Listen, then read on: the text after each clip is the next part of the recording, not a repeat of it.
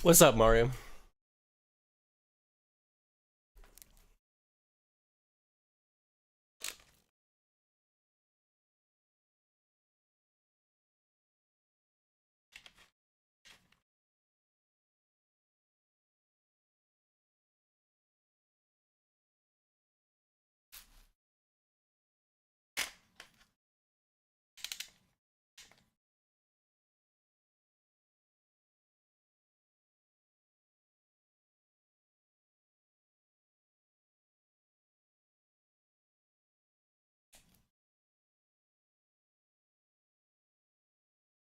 Nuke, not quite.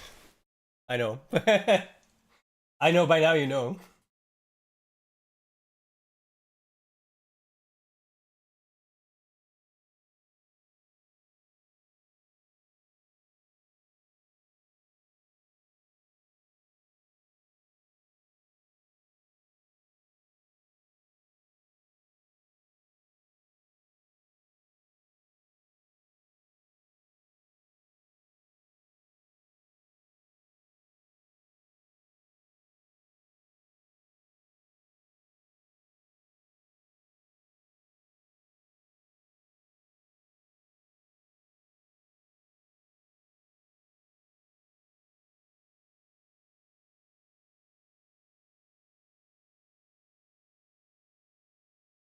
I'm not gonna lie, the whole pass-through stuff is kinda cool. Like, I can actually see my monitor, sort of.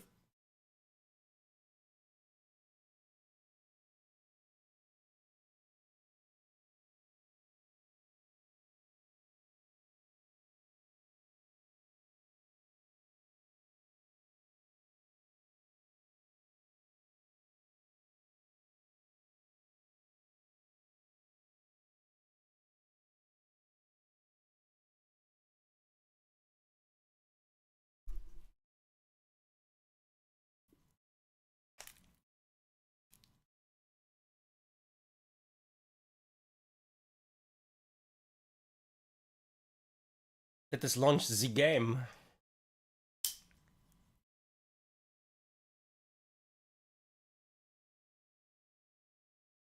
And in turn, hopefully hear the music?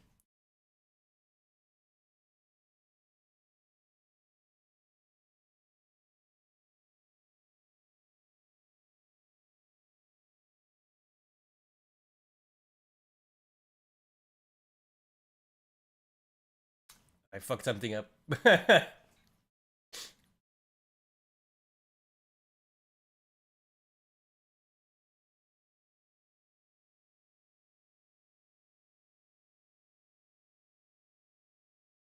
Oh, it's still loading, I think.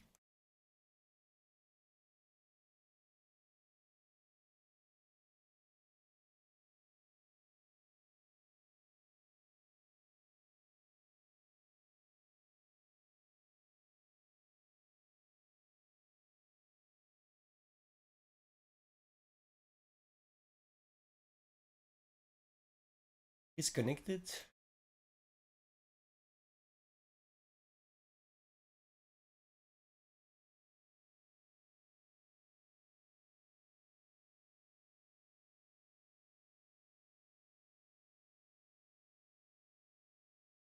I already forgot how this worked.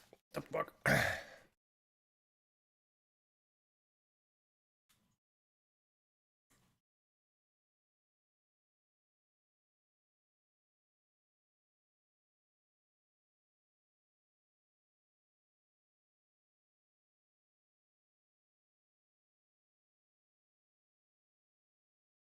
have to link it first, obviously.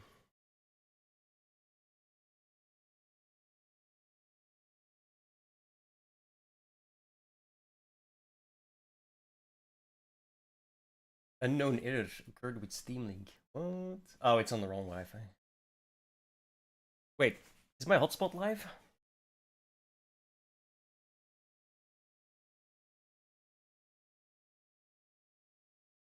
No, that's why.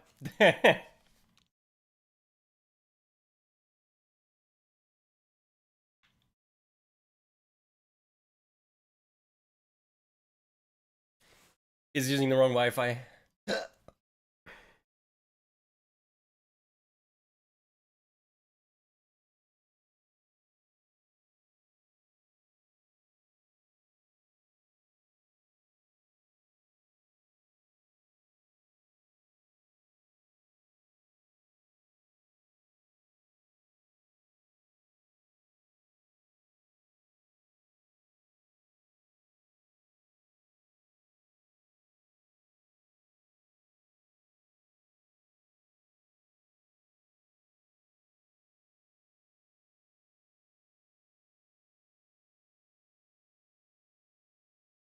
Why is it not even finding the networks now, bro?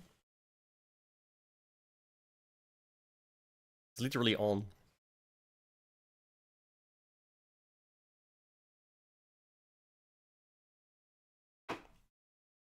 Can I find it on my phone?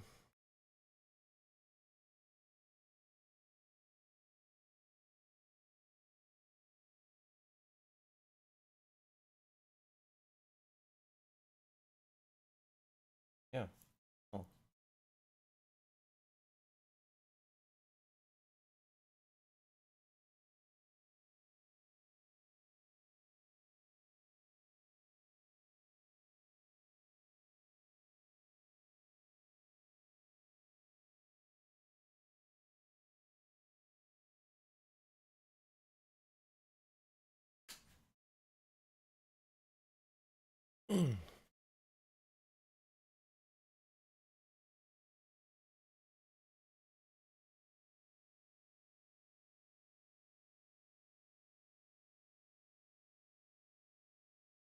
There we go.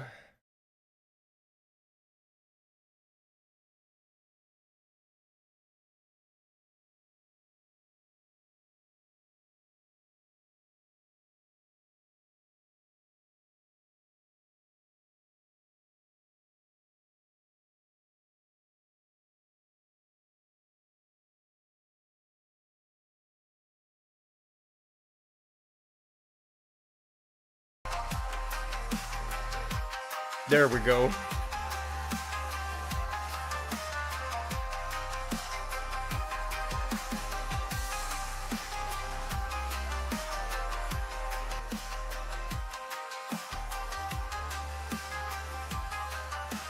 It helps when I turn the Wi-Fi on, right?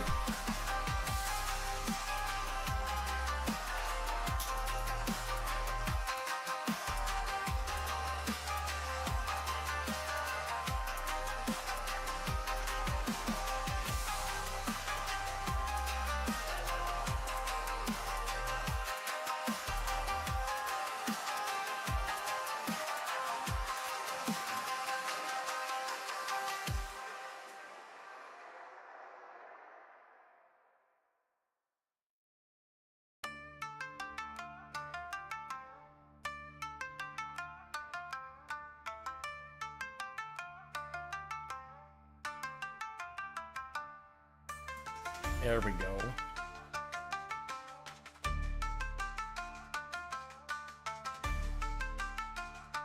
Oh, hey. Oh my god, they're working.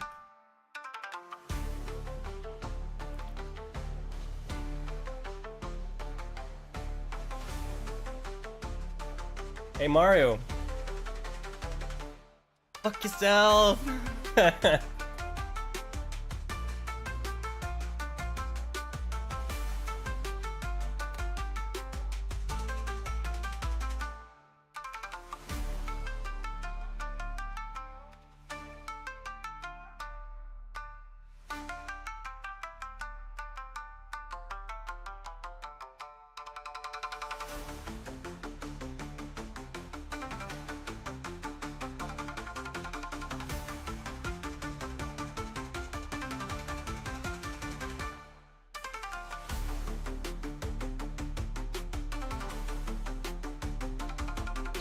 That's awesome. Now will they work is the question. I still have to... Like AG gun and rockets, we can also have a manual mode for unguided bombs. We can set a fixed gun reticle on the HUD to an entered mill depression. By using a set mill value with a bomb release dive angle, altitude, and airspeed, it can be a handy delivery method when CCIP and auto modes are not available. First, press the AG master mode button or 2. Oh, that's too bad. Anyway.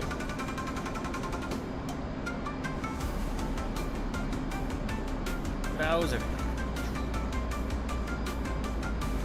Twitch chat, yes sir.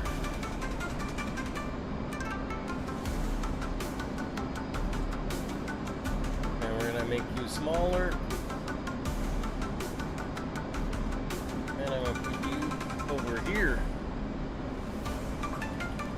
Hello.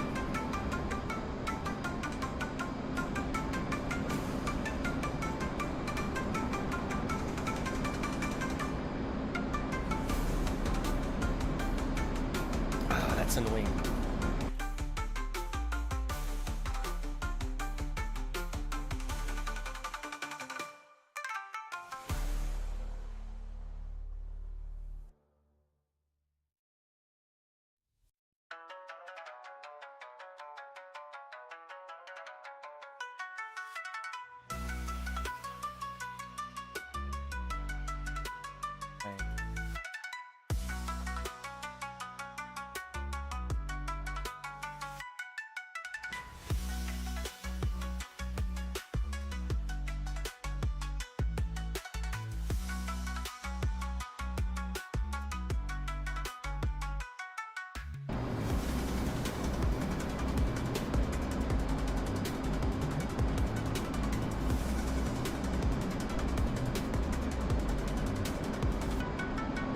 No.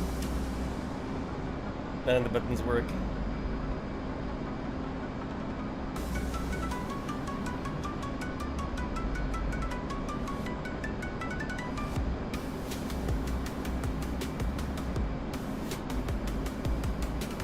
That's kind of sad.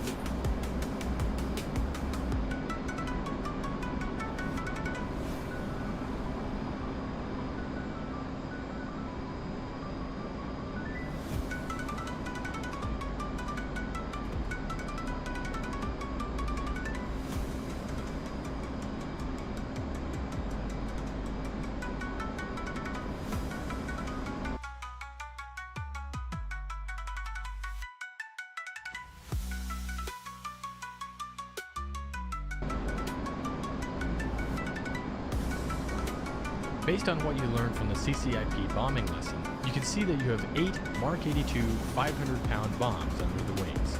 Select 82B from push button 6. This page should look familiar now. Select Mode from push button 5. Select Man on push button 2 to enter manual bombing mode. Next, select push button 4 to set your mechanical fuse. Select Nose Fuse by pressing push button 4. We now have program 1 for Mark 82 bombs set up to be in manual mode with a nose fuse setting. On the HUD you will note the fixed aiming pipper and reticle and the manual mode and mill setting on the right side. When in manual mode, your true airspeed is displayed under your calibrated airspeed. Select UFC to display the reticle option on the UFC.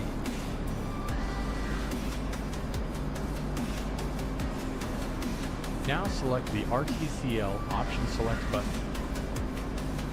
As with AG gun and rockets, you can enter a mill value between 0 and 270 to position the aiming reticle and pipper on the HUD. Using what you learned in the CCIP bombing lesson, go ahead and set a release profile with the release quantity of 8 and multiple of 1 and an interval of 100 feet. Set a reticle value of 80 mils. Press spacebar to continue.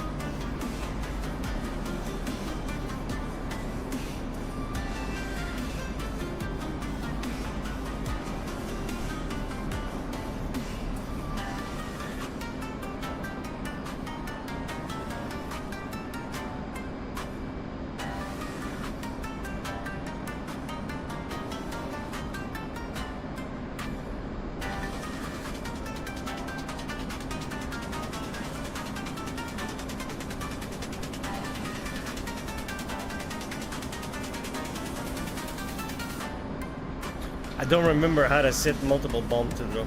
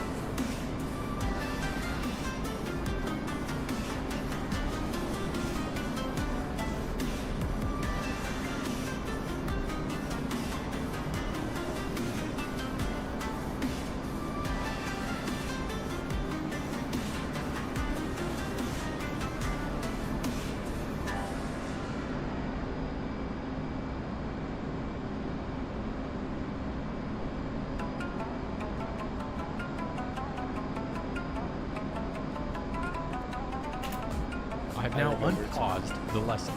Ahead of you at waypoint 1 is a line of target trucks. They are marked by a gate and a red smoke marker. For manual bombing to work best, you need to fly a very specific bombing profile. In this case, we have a mil setting of 80, so we want to release our bombs in a 20-degree dive angle at 3,200 feet and at an airspeed of 400 knots. When you're at these parameters and the pipper is over the target, press and hold the weapon release button or the right alt and spacebar keys.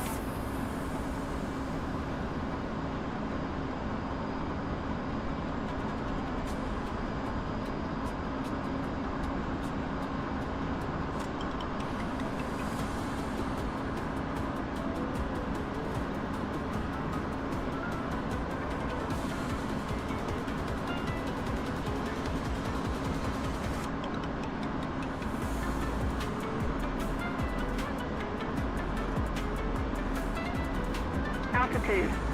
Altitude.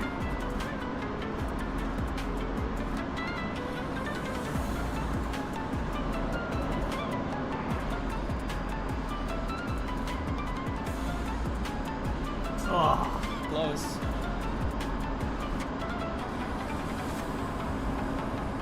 Bombing is hard.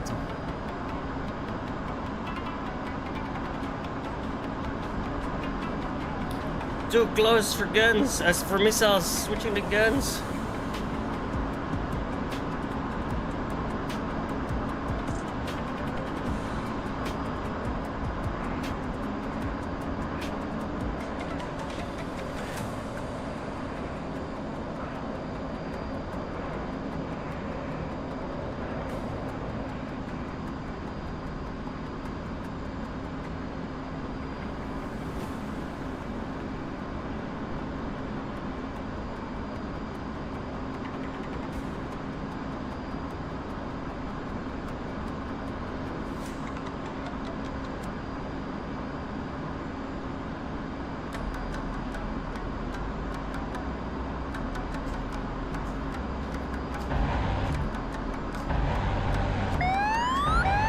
Job. You can continue practicing in manual bombing mode or press escape to end the lesson.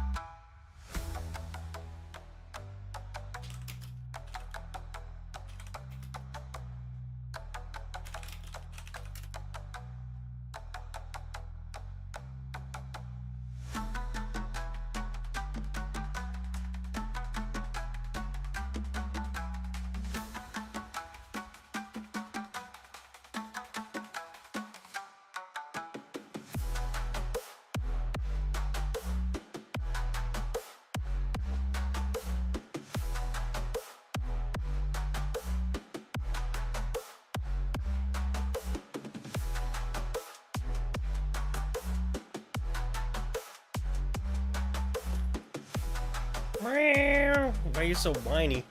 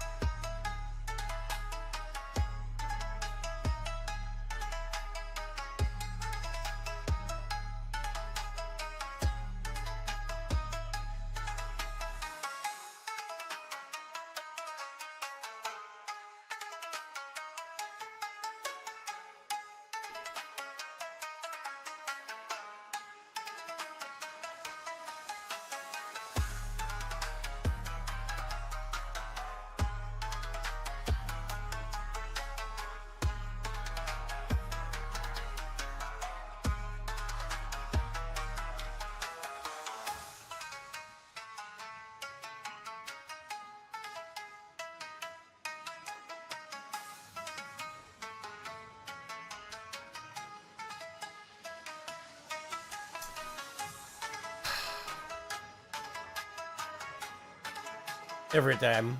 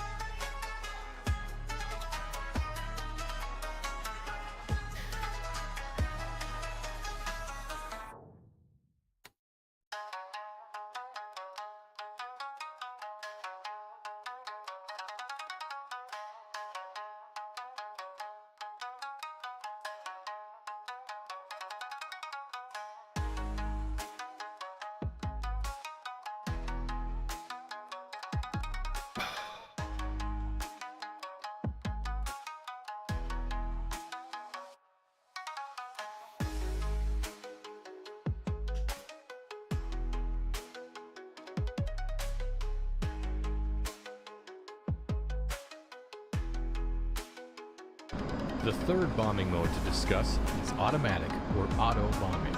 This is similar to a mode you may be familiar with in the A-10C called CCRP mode. It allows accurate delivery of weapons based on designated target point. This target point can be a waypoint, designated on the HUD, or set with another sensor. Today, we'll look at setting up a target point using a waypoint in the HUD. Then we will deliver a bomb in that location. The big advantage of auto mode is that you can deliver a bomb in level flight and is most often used for guided bombs like laser and GPS guided systems. However, you can still Here's where use it gets for unguided complicated. bombs. First, press the AG Master Mode button, or 2. Looking at the left DDI, you see we have 4 Mark 84 2,000-pound bombs under our 4 wing stations. Select 84 by pressing push button 6.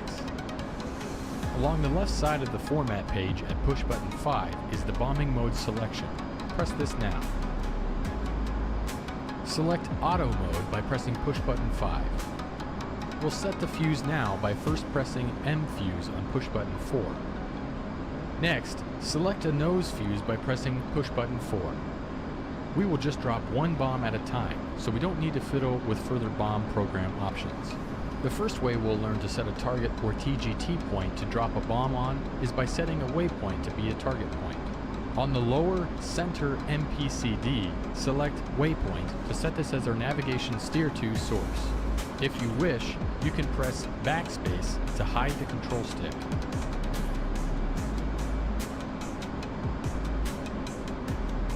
Like, I can't read what's on the map. It's too bright. And the brightness doesn't do anything.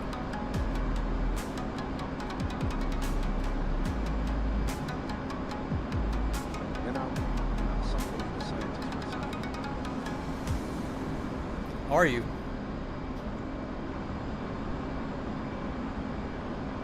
Next, press the push button next to the up arrow to select Waypoint 1. We now have Waypoint 1 selected as our navigation point.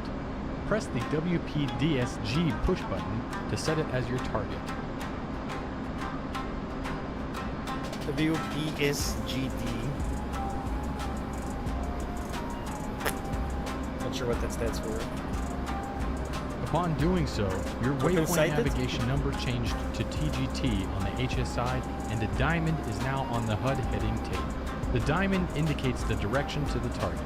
On the right side of the HUD is also the auto bombing designation with the time to release, or REL, below it. Below that is range to the target as nautical miles in TGT. In this case, 17 TGT. Running down the HUD is the azimuth steering line, or ASL. This indicates the azimuth you need to fly to reach the target. Along the ASL is the pull-up cue, which appears as a horizontal line with what appears to be upturned wings on the ends. If the velocity vector is below the pull-up cue, you will see the brake X. At the bottom of the HUD is a diamond, and this marks the line of sight to the target. When the target is outside the HUD field of view, it will flash. Additionally, near the top center is your target pointer, which points towards the off-HUD target, and a numeric above it indicating the degrees off. When you are ready, press spacebar and I will unpause the lesson. Let me drink first. We'll now attempt an auto-bombing delivery against the target located at waypoint 1. Fly to place the velocity vector on the ASL and fly level. Keep your speed between 450 and 500 knots. Note the REL time to release and TGT target range decrease as we close the range to the target. Use smooth control inputs to keep the velocity vector over the ASL. Don't ham-fist it. At about 4 miles from the target, a horizontal bar called the release cue appears on the ASL. This drops down the ASL as you close to the target.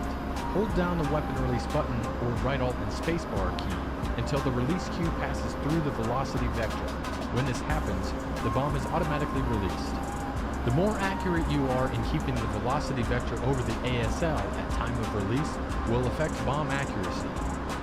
Try to be wings level and holding a steady airspeed. This will allow the weapon system to calculate an accurate release point. A lower altitude can also increase auto bomb accuracy. If your first bomb fails to destroy one of the targets, try again until you do. 15 seconds!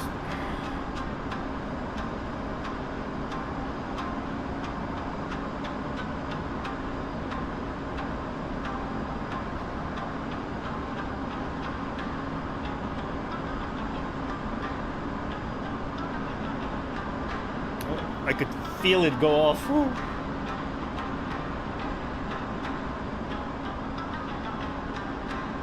Altitude. Altitude.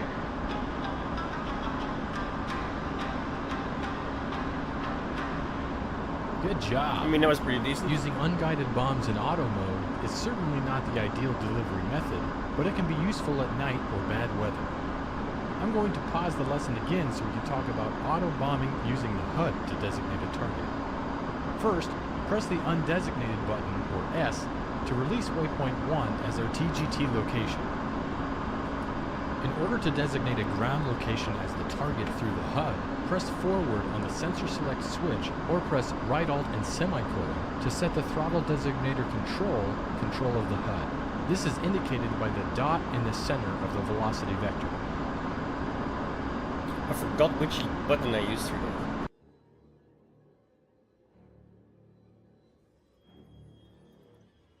What was it? Alt and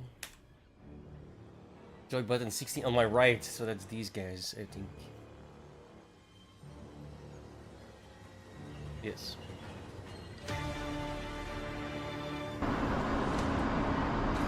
When in auto HUD bombing mode, we have a reticle consisting of 12 hash marks. Between this reticle and the velocity vector is a dashed line. This line and reticle are referred to as the ball and chain.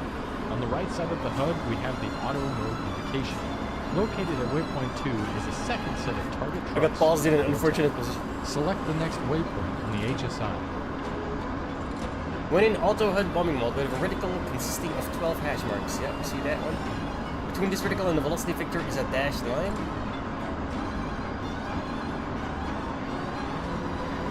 Well, I'm guessing that's the dot in the middle because there is no dashed line because the velocity vector is smack dab in the middle of that thing. Air to ground auto. Waypoint 2.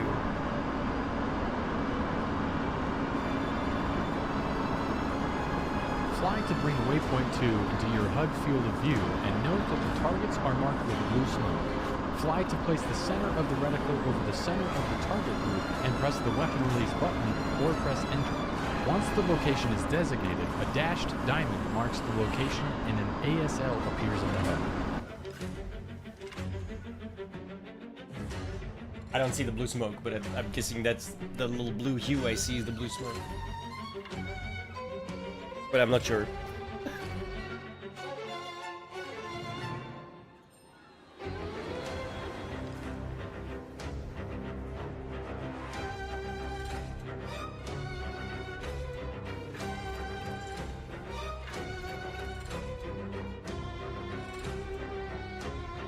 That is waypoint 2, I'm sure it is.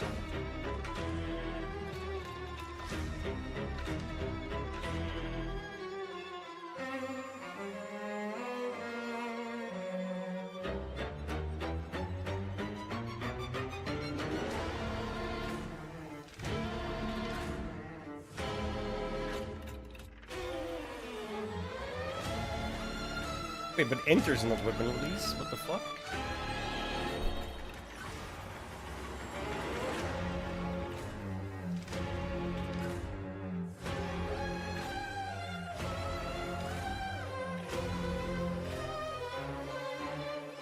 From here, the bombing delivery is just like we performed using the target waypoint. Fly to place the velocity vector on the ASL and hold down the weapon release button or right alt and spacebar as the weapon release cube passes through the velocity vector.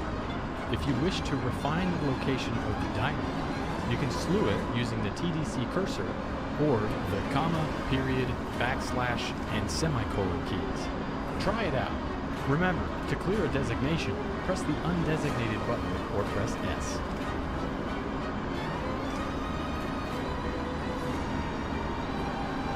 Oh. I did drop one. Wasn't sure.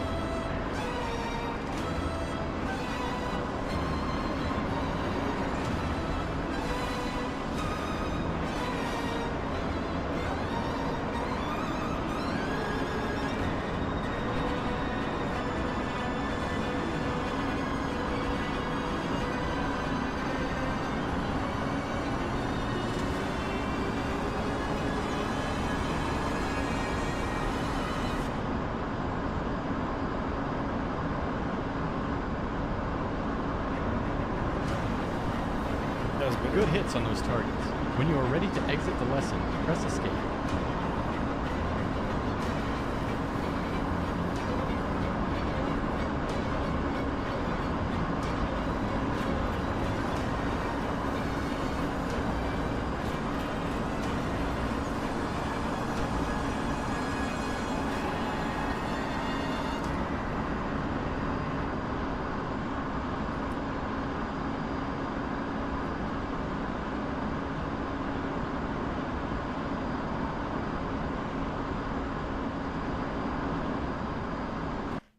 Oh, I forgot this worked.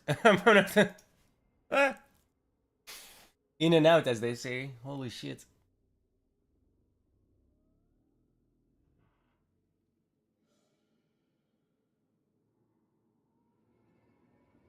Alright, let's do the campaign. I have a campaign, a custom campaign that basically runs me through the same shit.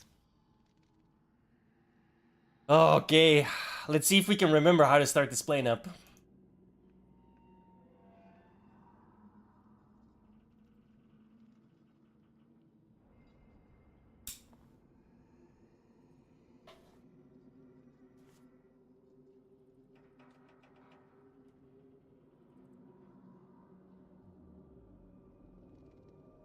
Good evening.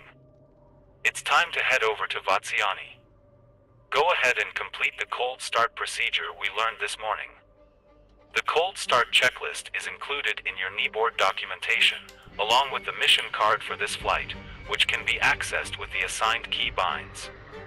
All flights from this point forward will include kneeboard documents with any relevant information you need, so you can always refer to either the mission briefing or your kneeboard as references. Until we complete the navigation check ride, though, I'll include visual cues for the process so you can get used to the order of things.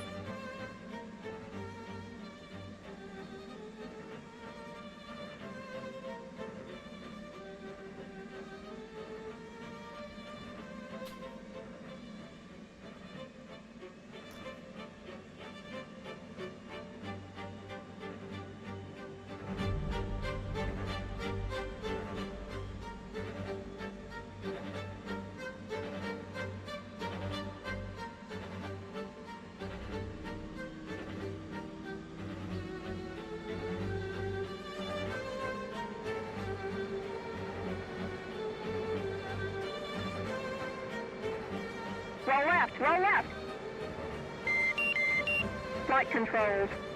Flight controls.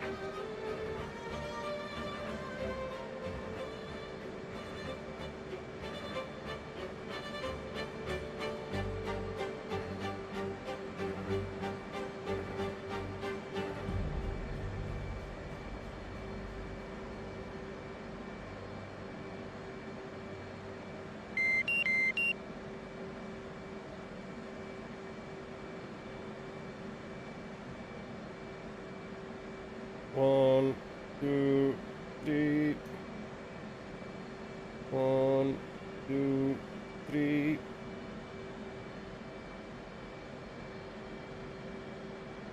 $12, $30, $30, $30, $12. Okay.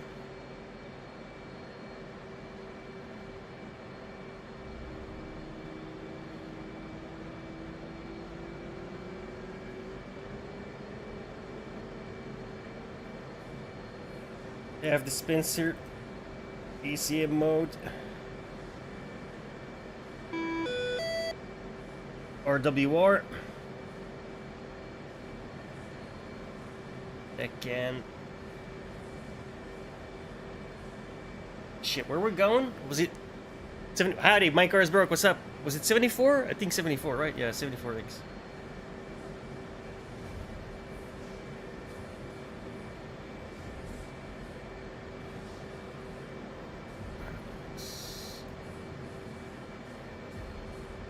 If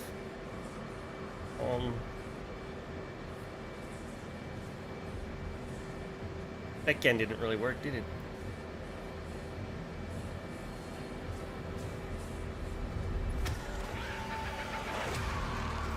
I'm in one right now.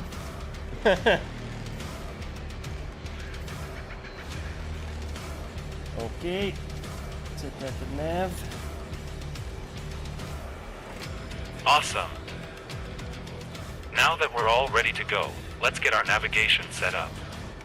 Using your preferred MDI, press the menu push button until you're on the support page, then press the HSI push button. On the right side, press the waypoint push button to activate waypoint navigation. Press the up arrow button to set waypoint 1, then press the sequence 1 push button to activate the flight plan. On the bottom left of the UFC, press the COM1 channel selector knob, then type in a frequency of 113.000 and press enter so you can monitor the frequency.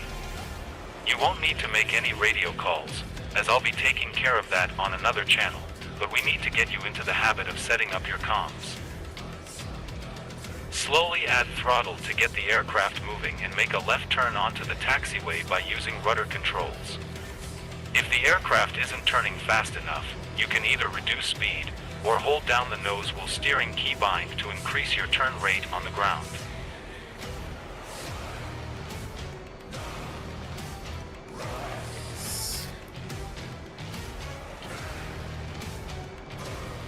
Take your time while moving down the taxiway.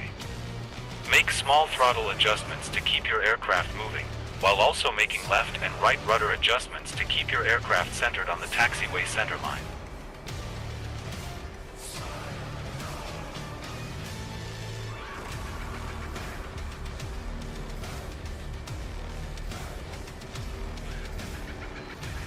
You're approaching the entrance to the active runway. Start slowing down using the brakes and follow the taxiway centerline as it curves toward the runway using the rudder controls. Bring the aircraft to a stop just before the runway threshold, marked by the horizontal white line. Come to a stop here. Double check that you've activated waypoint navigation on your HSI, that sequence 1 is activated, and that you've selected waypoint 1 as your active waypoint. The tower has already cleared us for takeoff, so look left and right down the runway to ensure that no aircraft are on the runway, as well as not on a final approach for landing. Then pull out onto the runway, turn to the right. We're ready for takeoff. Activate the brakes to hold the aircraft in position while advancing the throttle to full mill power. Once the aircraft's engines overcome the brakes and it begins moving forward, release the brakes and do your best to use the rudder to keep the aircraft centered on the runway centerline. At 80 knots, disable the nose wheel steering by using the appropriate keybind to reduce oversteering as we increase our speed. Assuming the takeoff trim has been set correctly, the aircraft will pitch up off the ground and begin climbing away from the runway. Once you confirm a positive rate of climb, raise the landing gear and flaps.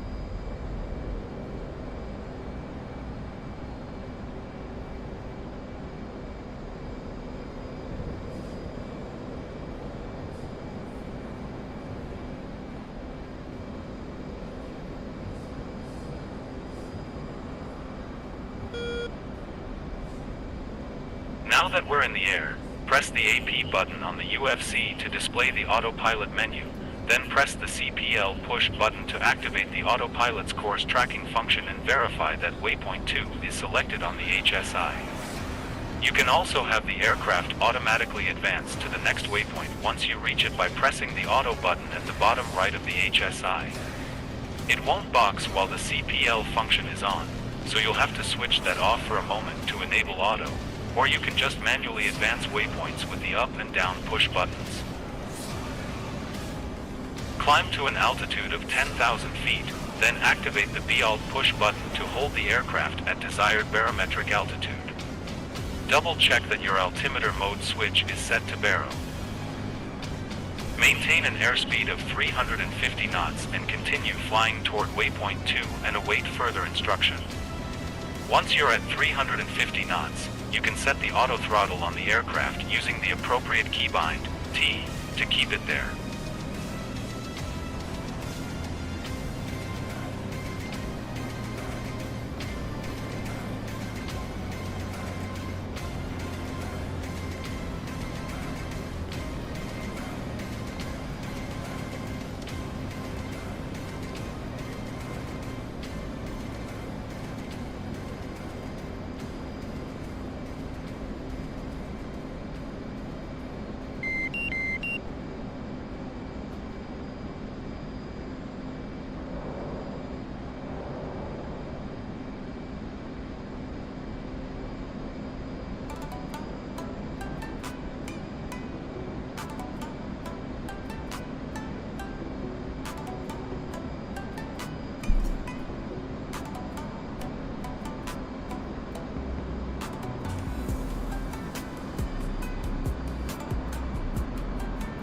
Look, Mom, no hands.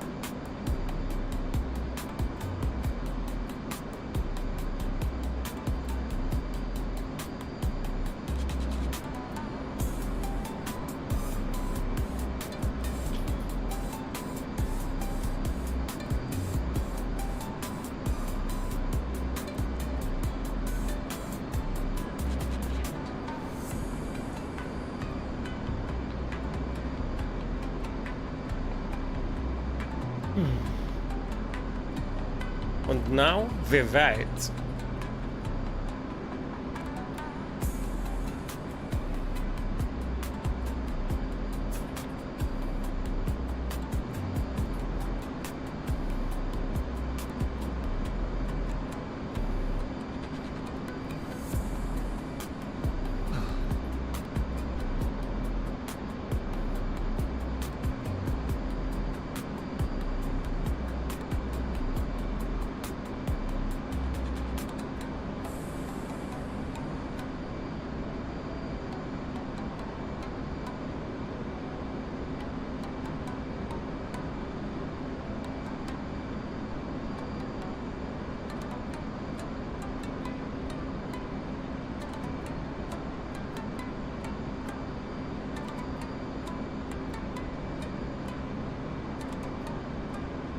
What do you want?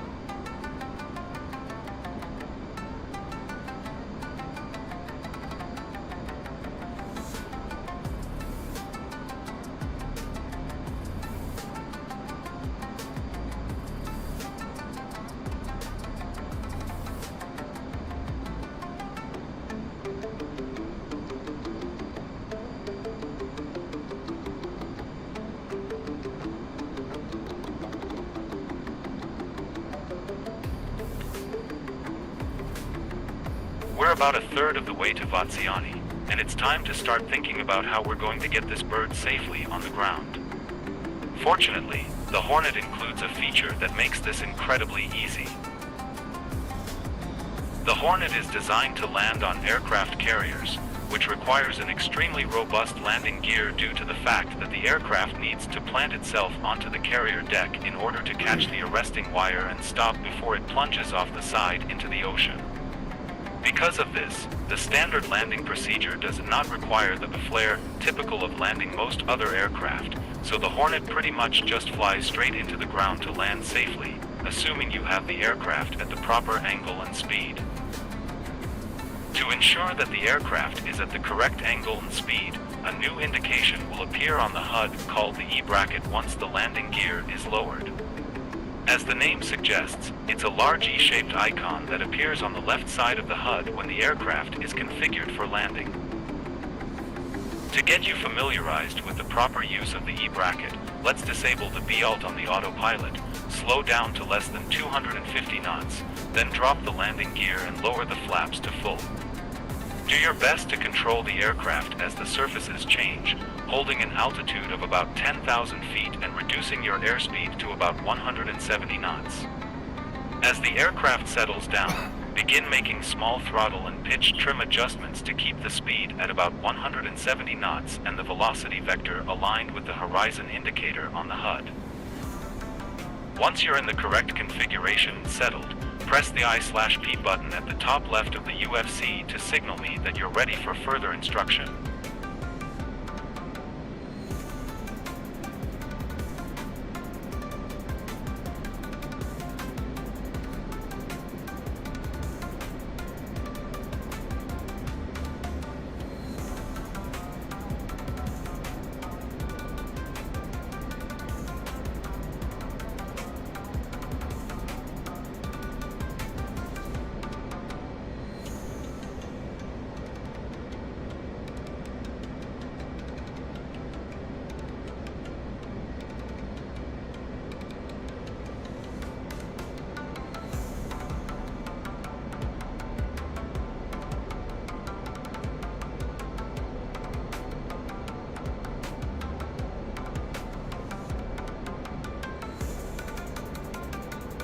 Now that we're configured for landing, you should see the E-bracket on the HUD. The movement of the E-bracket is primarily controlled with the throttle, though the actual way it works is a bit more complicated than that.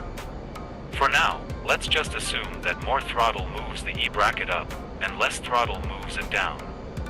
The E-bracket is meant to be used in conjunction with the velocity vector to get your aircraft at the proper angle of attack for a landing.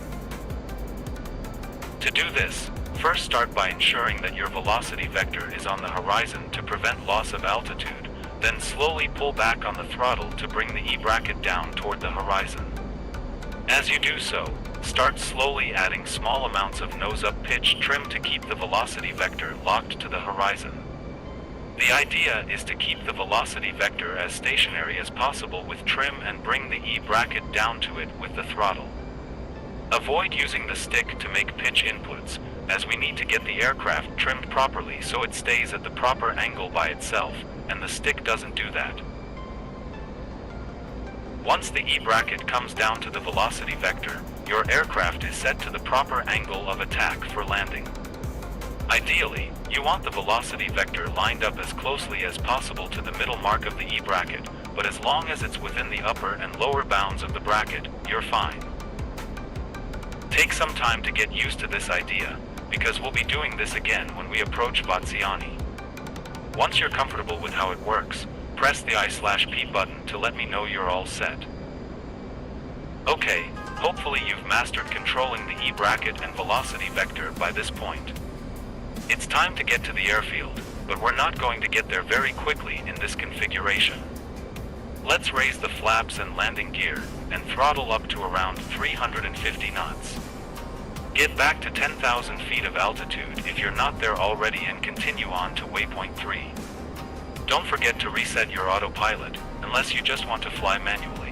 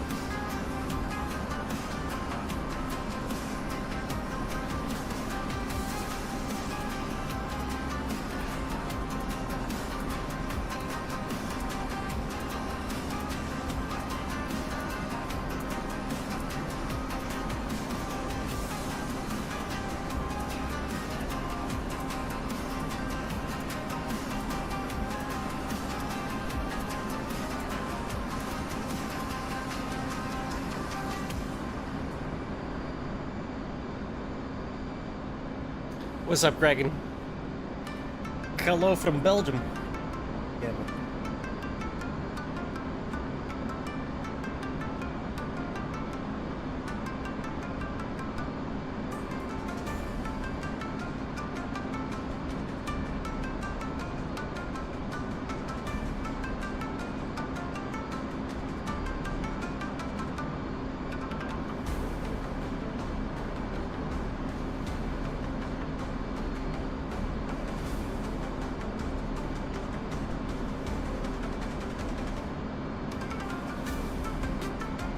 still too bright, I don't even know it.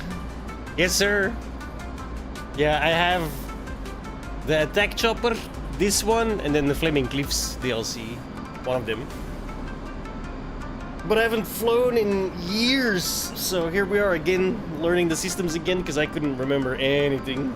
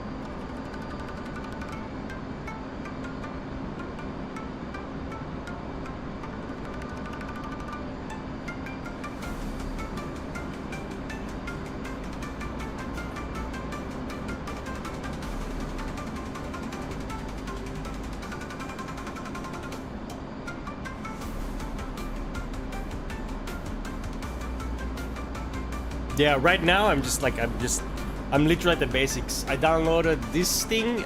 It's a campaign to learn, and we're on the 3rd mission. I did a cold startup, then I had to practice the cold startup, and now we're doing a cold startup and moving it to a different base. The plane, obviously. I'm just waiting now to get there.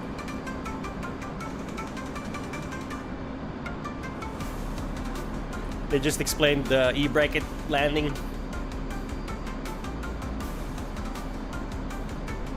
And then I think I'm gonna have to land on the boat, which that's gonna be interesting. Hopefully it's in broad daylight, because otherwise I'm screwed.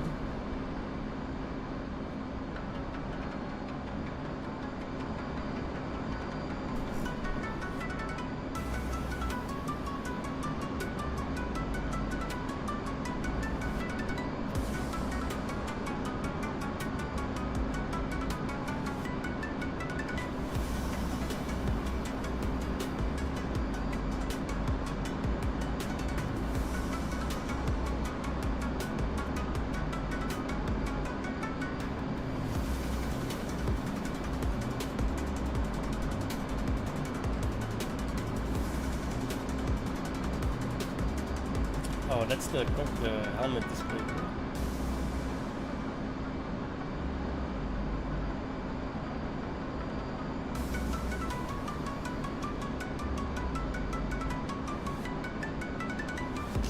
Kind of distracting.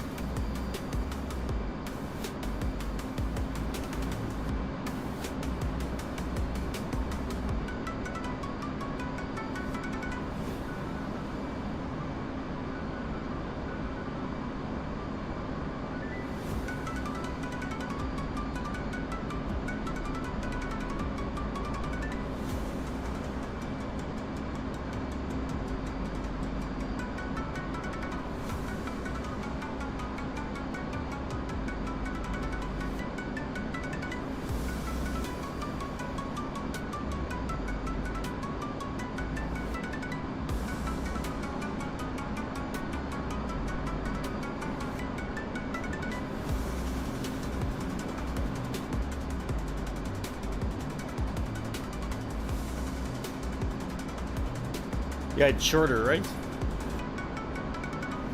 Generally, I just dump it down. Like when I play nuclear option, it's not pretty. My landings are crazy. But you can do dumb shit in nuclear option.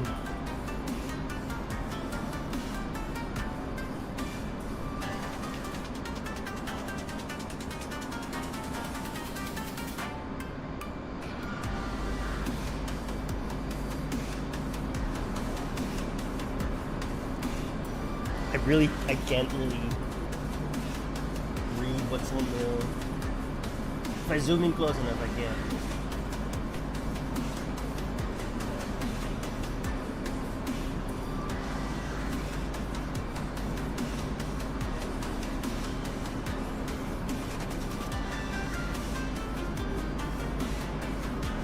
There's the airfield.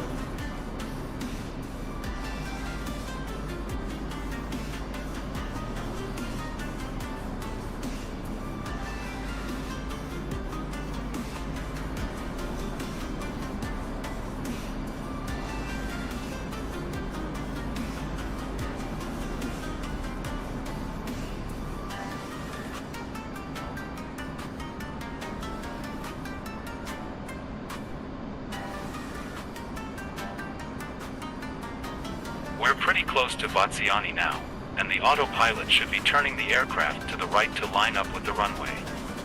Once the aircraft levels out, turn off the autopilot, reduce speed to less than 250 knots, then lower the landing gear and flaps. This time, though, allow the aircraft to begin a slow descent toward the runway. Once the aircraft settles down, adjust speed to about 130 knots. The speed is slower this time because we're actually landing.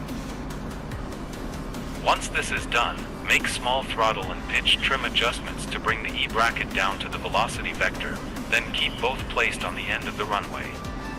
Use the stick to make left or right adjustments to align yourself with the runway, but be sure not to make any pitch changes with it. Remember, when the E-bracket and velocity vector are paired, pitch is controlled with the throttle only. Resist the temptation to use the stick if the velocity vector slides up or down. Just add or remove throttle as required. Continue flying in this manner until the aircraft touches down on the runway. As you get closer, place the velocity vector right on the runway numbers and prepare for a jolt.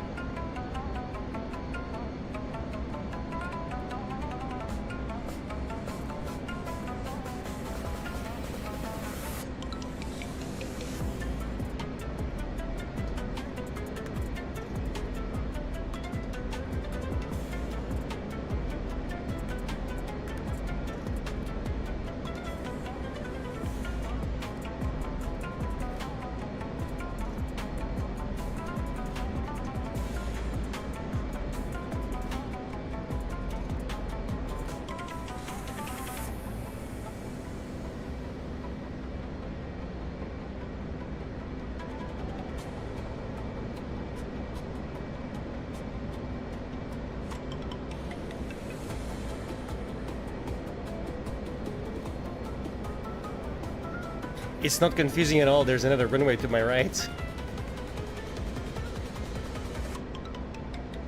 Yeah, I had that before.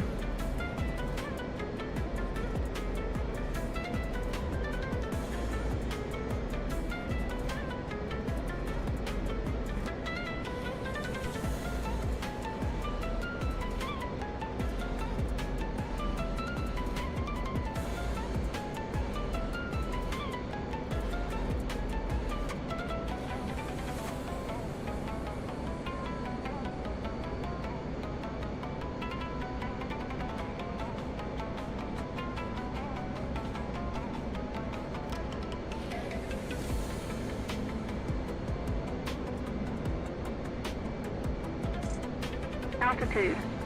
Altitude.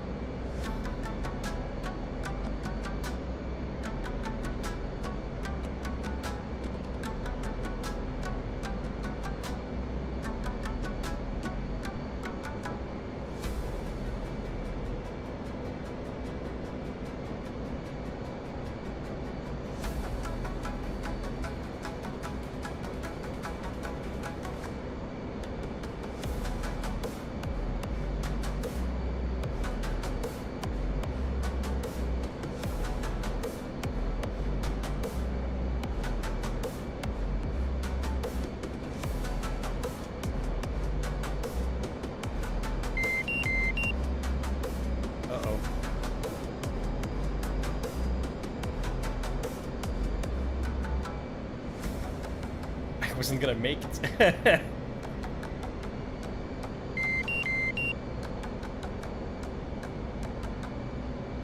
Touchdown. Use the brakes and speed brakes to slow the aircraft down until you can make a safe turn off the runway to one of the taxiway entrances to the left.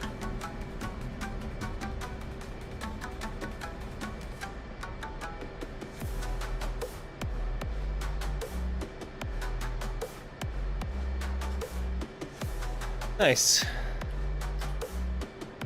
VR headset's pretty nice, I'm not gonna lie. This one's new though, I'm getting used to it. My eyes actually Taxi still over kinda to hurt parking from it. spot 1.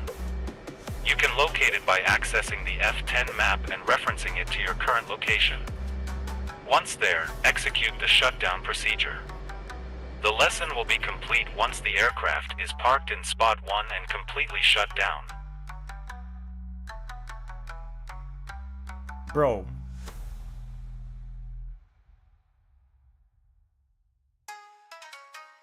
What the fuck? Okay.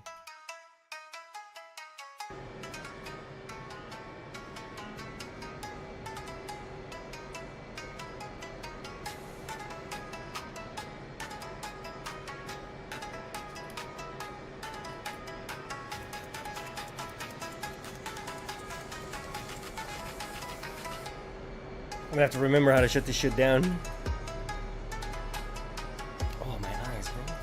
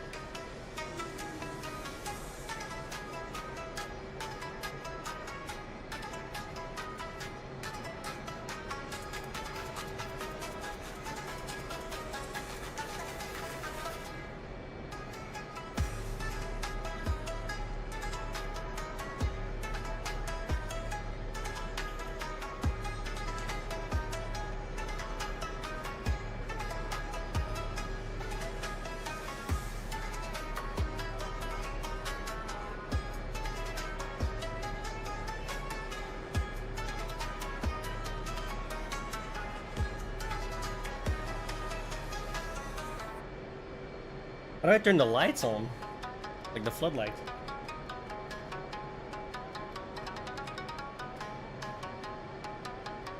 Do I not have those?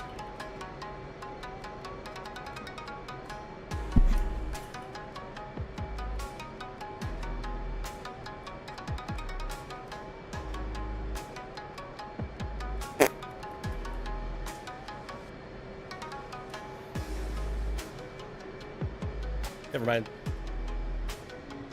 Yeah, that's inside. I meant these ones.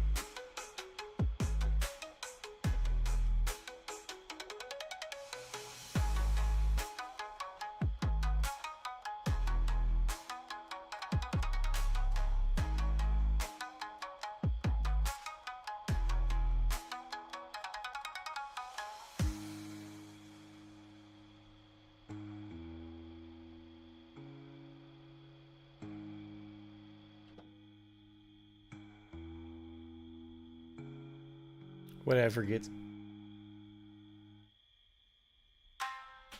Oxygen. Oh.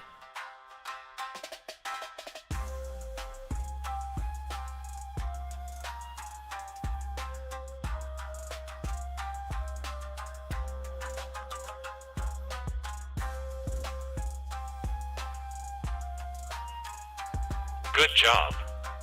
Let's go grab a beer at the O Club, then you should really get some rest. Training starts first thing in the morning.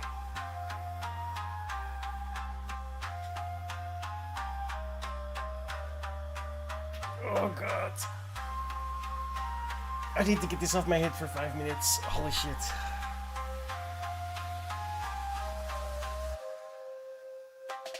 Mission success though. Oh no. Oh. End. Yay. Oh, my eyes. That's the one downside. Like, I haven't used VR in quite a while, and my eyes are really hurting on this one. I have to get used to it.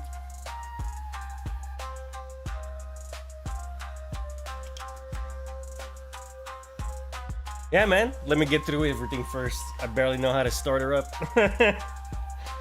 I guarantee you I'm gonna forget shit.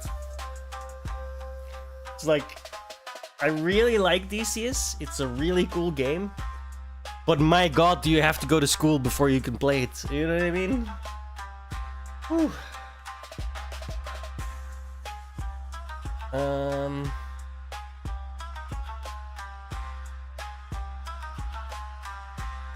Hang on. Yeah. Automatically turns off because it knows I'm around. I might have just crashed the game then. Whew. It's like I remember playing it a little, and I was playing on some random multiplayer server. I don't even remember what it was called. Hanging out with those guys. And me and some dude were flying the helicopters, like staying behind the building and like popping up and shooting the things and banging down the building. It was really fucking cool, but I guarantee you I don't remember how any of that... It's been 5 years. I've had like, in the last 4 years, my life has been very busy, right? I definitely don't remember that shit. Guaranteed. But I still own it. But I've noticed it's the old version. Because it's like... I have Black Shark 2, but if I go look on the website, there's Black Shark 3. Which is bullshit. Why do I still have to pay full price for it? I own the previous version, motherfuckers. Like, say what you will about DCS, the guys are a little bit money hungry. Like, it's just an upgraded version. Why do I have to pay the full price again? Why not an upgrade price? You know what I mean? Like, I'll pay $10, it's fine. But not 40, right? The fuck out of here. I might look like an idiot, but mama didn't raise no idiot. Most of the time.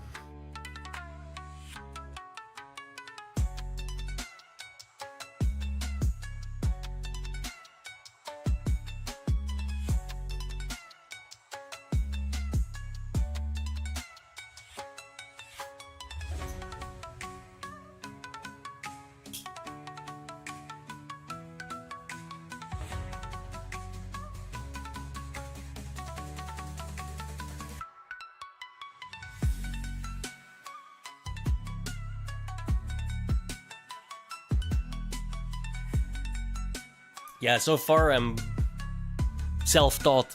Well, that's not true. I'm following the fucking the tutorials, I guess, the trainings.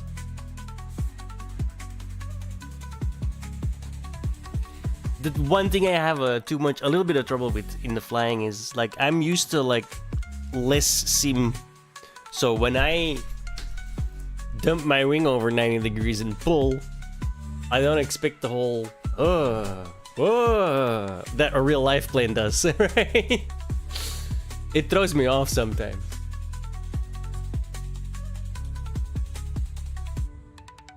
Like in nuclear option, you just go You know, you're flying and you just do, gone, you know? There's no real world. I mean, it's more simcade. I don't want to say it's like fully arcade, right? But it is quite arcade compared to DCS, where, I mean, you are flying in the air, right? So like the air is gonna give pushback. You're gonna feel that in the plane. You're gonna see that in the plane. Just have to like keep that in mind, which I don't yet. It's like I just go, ah! And then the plane's like, oh my god, I broke something. Oh fuck. Like, I was too manhandled. My bad. It happens.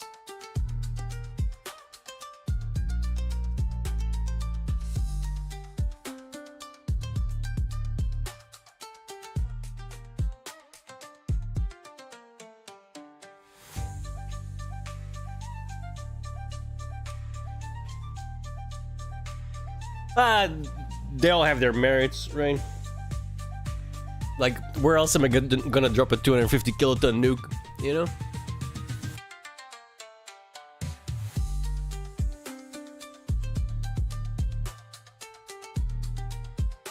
Don't think DCS has those.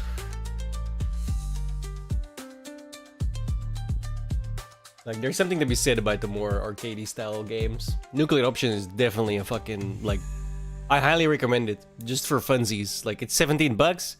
I don't tell anyone how to spend their money, but I bought that for 17 bucks and it was well bought. I'm surprised it's only 17 bucks. Yeah. Then you know exactly what I mean, probably. But you are right? Like, the experience of flying in DCS is just radically different.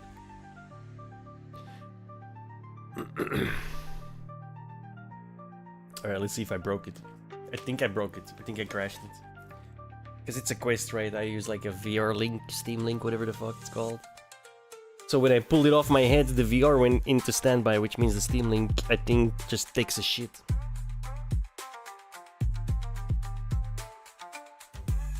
Yeah, after having this on my head for 30 minutes, I need like a 5-minute break. My eyes are having a hard time adjusting to it. It came yesterday, so it's brand new.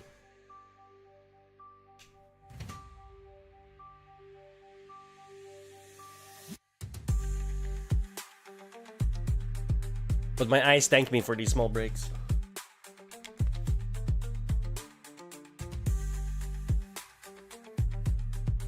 Yeah, we broke it. Oh no, hey, it worked this time. Nice. I have to make some adjustments. I need you. Thank you for the follow. Always appreciate it.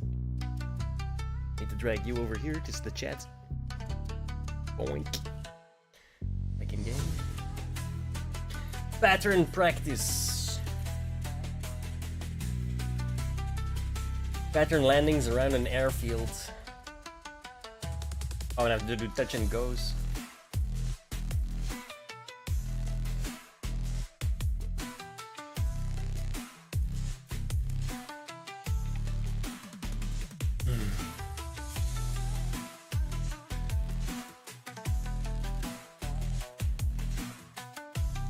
Multiple landings in a row, that's gonna be fun.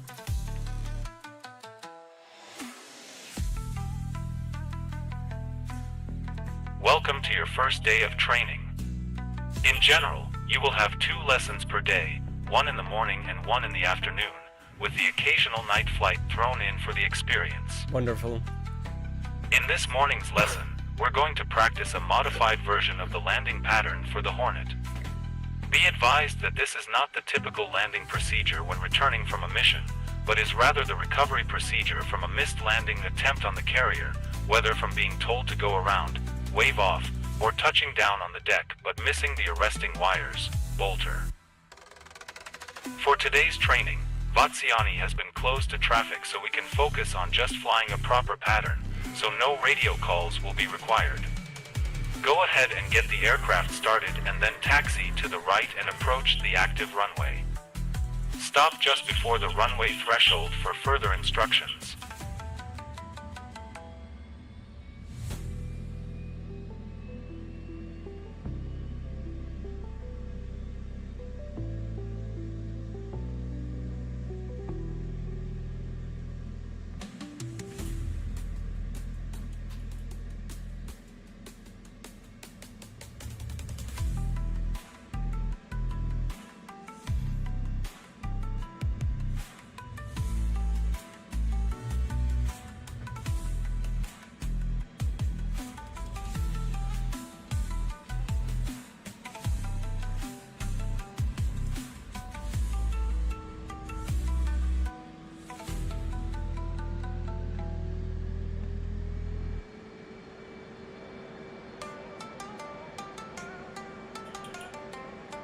left, roll left.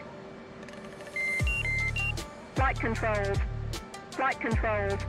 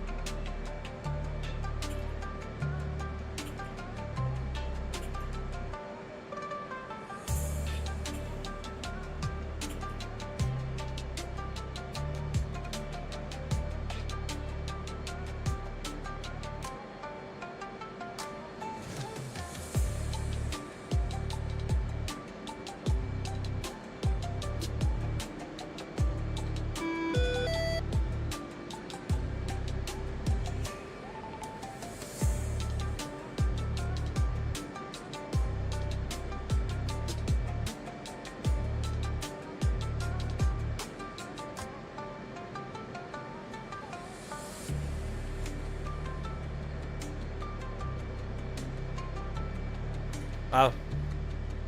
I was too fast. We're gonna have to wait.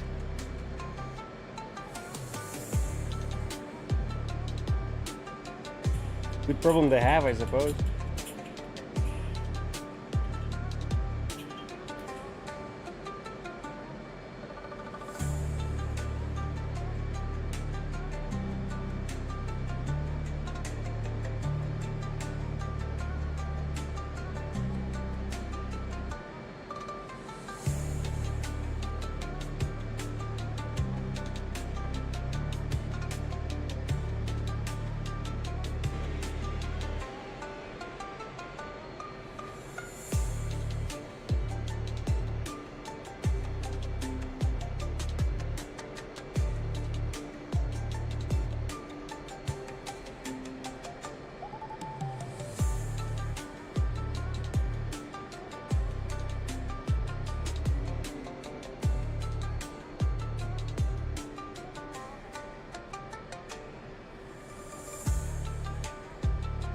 Oh, did they? I didn't even notice stop it. here. Before we get started, we need to be able to gauge our distance from the ground very accurately. So let's change our altimeter to radar mode by flipping the switch just below the UFC from Barrow to RDR. Understand that this is still just a rough estimate, as the ground will be rolling up and down below you, but we need AGL references, and the radar altimeter is the only way to do that. The sequence of events for the pattern will be as follows. Take off from the runway as we did in the last lesson using full mill power.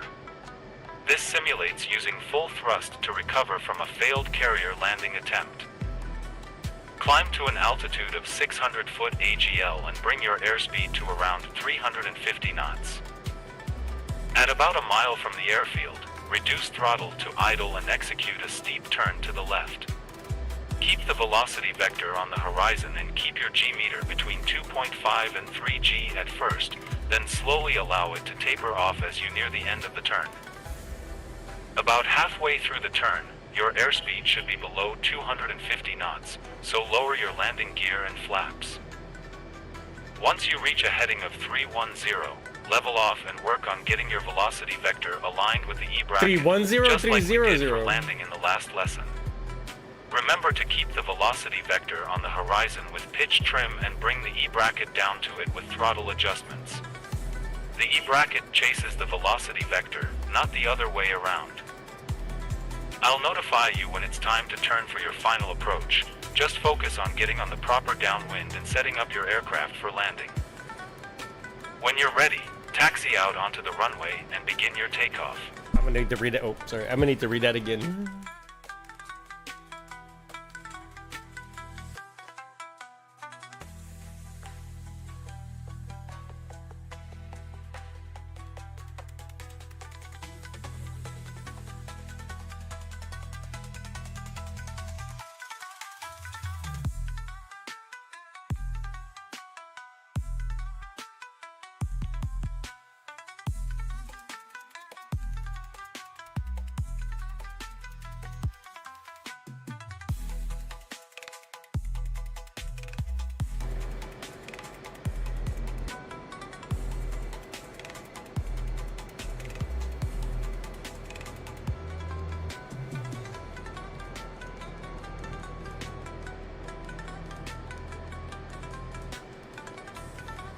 See, it's like, they made me turn the volume knobs off, but I didn't turn them on today, right? They were on already.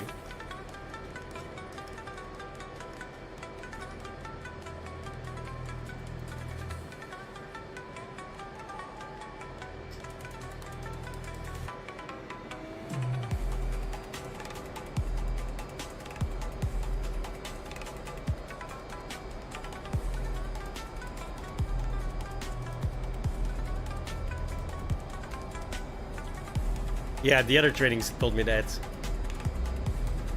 Well, I never even reached 3.5 Gs. It felt like too much because of the gates.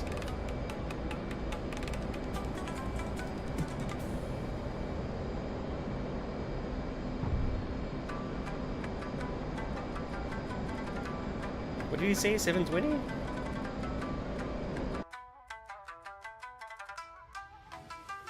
$600. Oh. Wait, I'm at 600, right? I'm confused.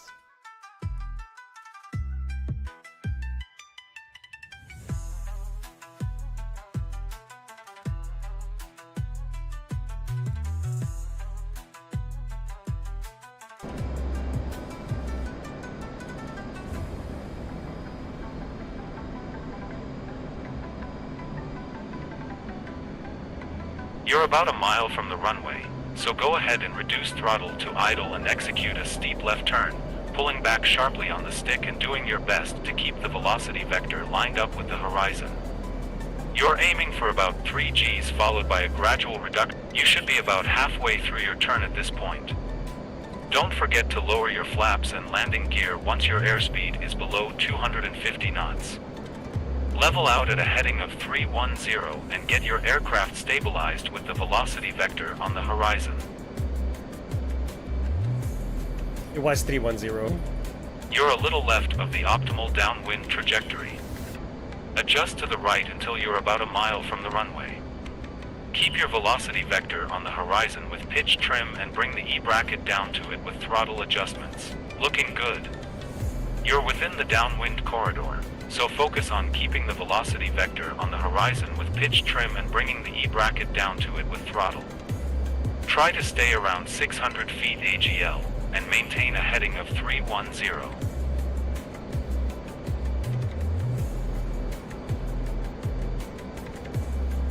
At about this point in a carrier landing, you'd be able to see the stern of the ship.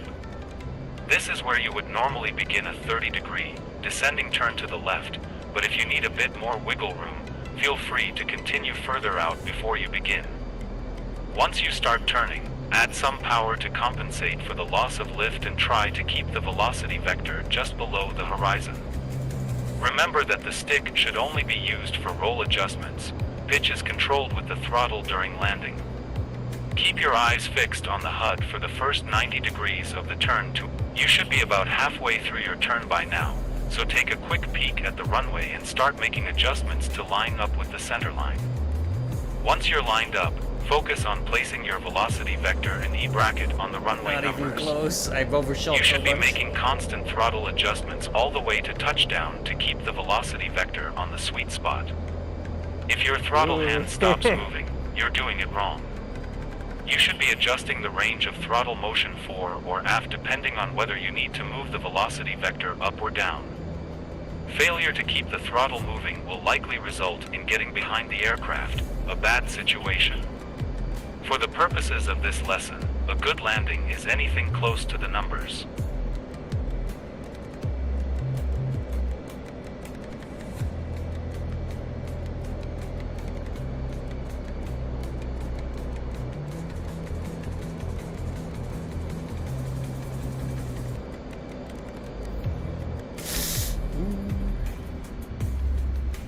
Do I keep going?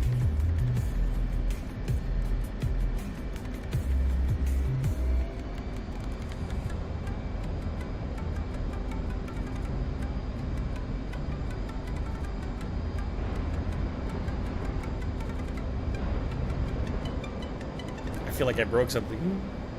What was that?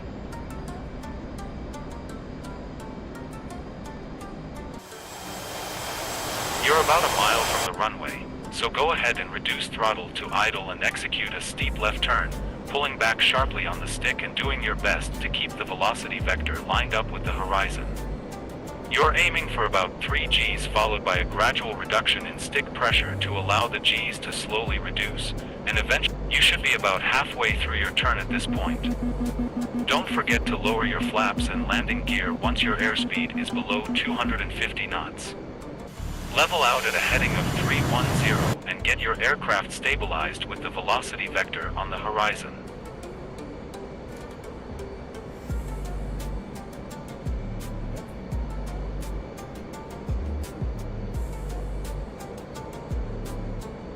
You're a little left of the optimal downwind trajectory. Adjust to the right until you're about a mile from the runway. Keep your velocity vector on the horizon with pitch trim and bring the E-bracket down to it with throttle adjustments. Try to keep the aircraft at around 600 foot AGL.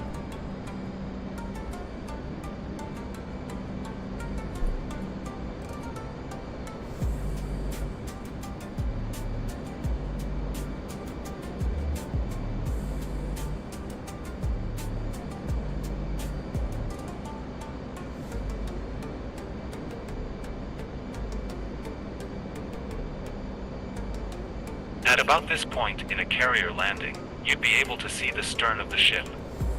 This is where you would normally begin a 30-degree descending turn to the left, but if you need a bit more wiggle room, feel free to continue further out before you begin. Once you start turning, you should be about halfway through your turn by now, so take a quick peek at the runway and start making adjustments to line up with the center line. Once you're lined up, focus on placing your velocity vector and E-bracket on the runway numbers. You should be making constant throttle adjustments all the way to touchdown to keep the velocity vector on the sweet spot. If your throttle hand stops moving, you're doing it wrong. You should be adjusting the range of throttle motion for good job. If you'd like to keep practicing, add full afterburner and repeat the process. Otherwise, exit the next appropriate taxiway to end the lesson. I did it twice, it's fine.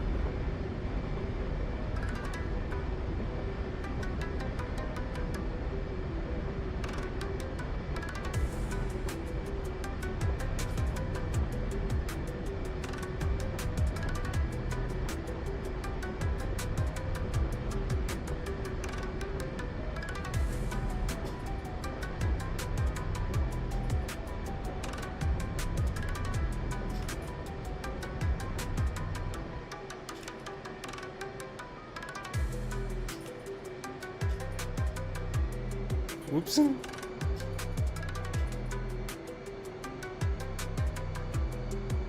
Bro, the nose wheel steering doesn't work for me. Why does it just stops working at all? Look, it just goes straight. Shouldn't it be fucking... Makes no sense. I don't understand nose wheel steering. Like, shouldn't it turn tighter now? It's not turning at all.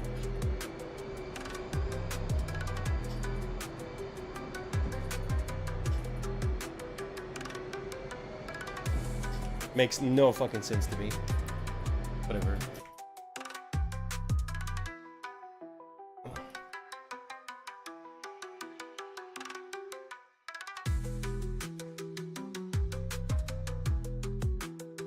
Draw? Fuck off.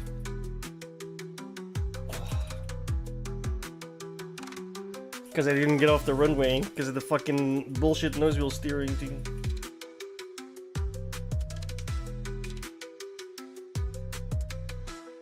Like, I turn nose wheel steering to high and it goes forward. What?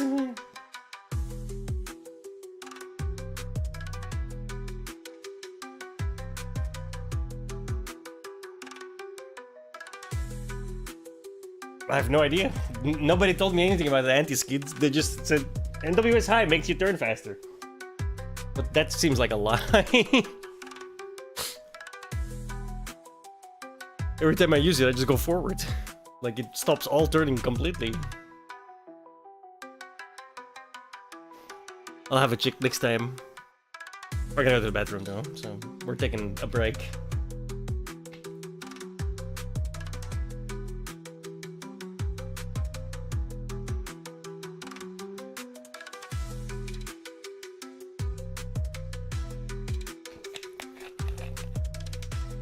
Well, they should tell me then that I have to turn something off before turning high on works. You know what I mean? Because it says high. Like, that's all I see. Like, the one thing that was told to me is like, how is it said? You gotta use NWS high to get on a carrier if the carrier, or if not to get on a carrier, to taxi on the carrier, because the flight deck's always like really busy and you have to make like really sharp turns and stuff. That's it. But whenever I click the button and I see high, it goes straight forward. Like, what the fuck? And it's funny because when I launched from the carrier, maybe the anti-skid was off then. Because when I launched from the carrier, that's the one time it worked. Like, it just bloop, and I was on the fucking I was on the launcher, the catapult.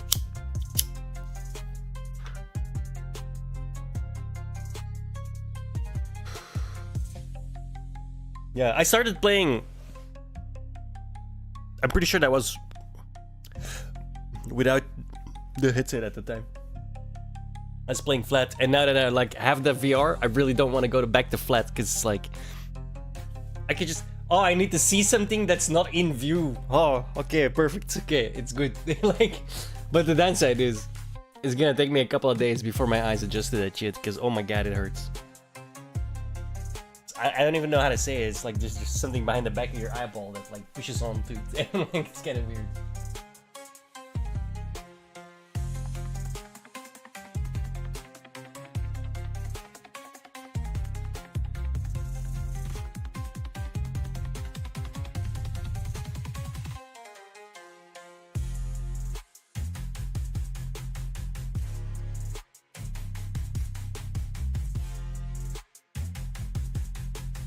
Yeah, that's why I actually downloaded this campaign right now. I like the campaign so far, right?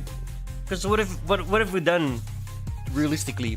Gold started the plane every single time, so that becomes like, you know, battery, APU, brightnesses, INS, etc. Like that's starting to become, not, I don't want to say routine, but it makes you do it so often that, you know. I flew to a different airfield using waypoints, and then on that airfield, you just saw it, right? On that airfield, I had to like land a couple of times and take off.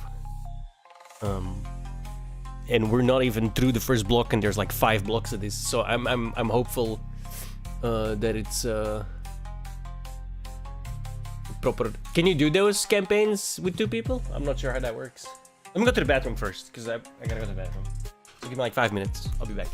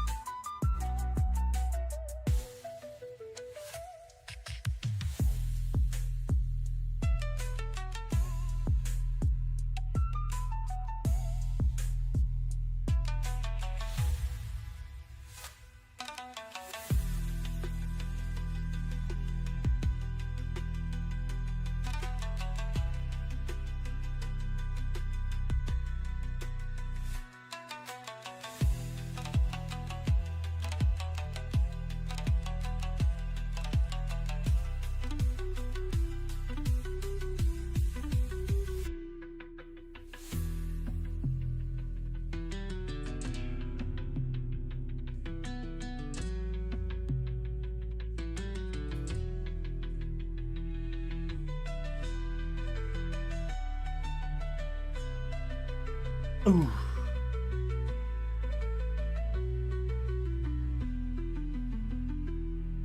Yeah, go for it. Let me know the name.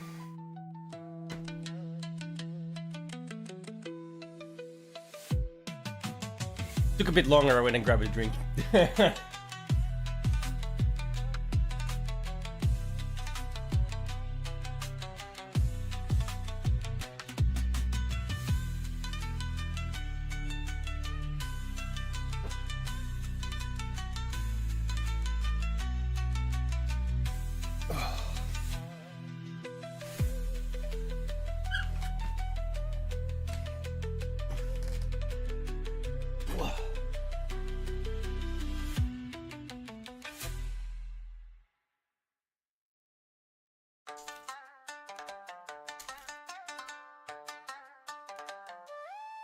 Actually, give me 2 more minutes.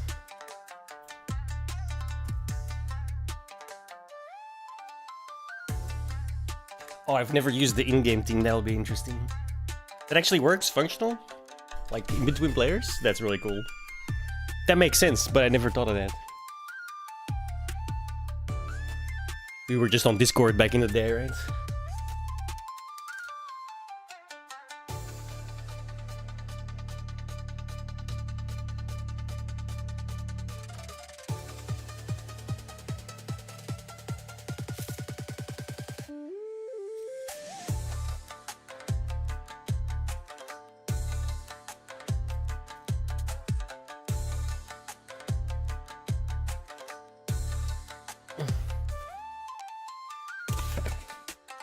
Night 1. I just realized that's very Independence Day.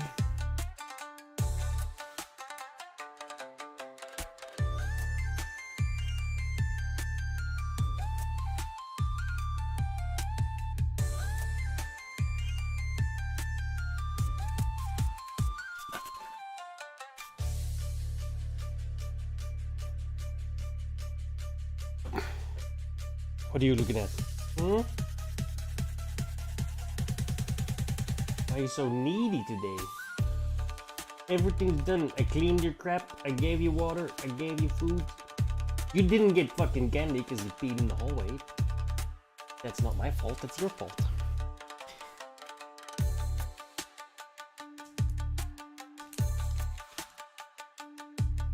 You must be near my age then.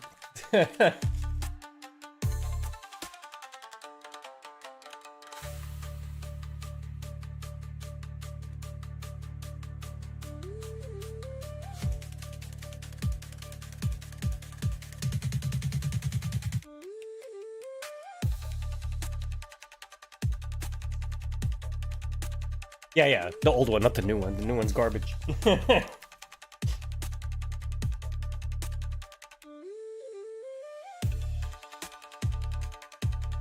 96. Okay, yeah, you're not near my age. I'm very much a generation difference. God, I wish I was 29. Fuck.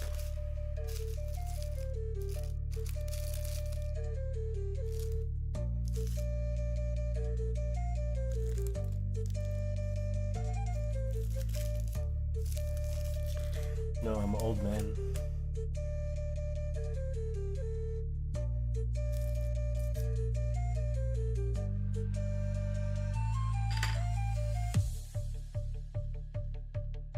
In body, right? Not in spirit. Feel like I'm 12 sometimes.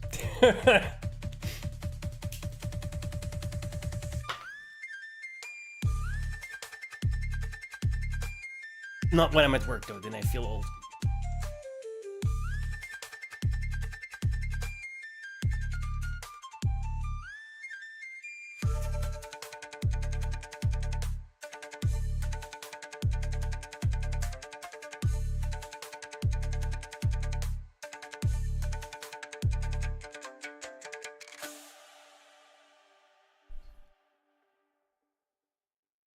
Clicked in the game.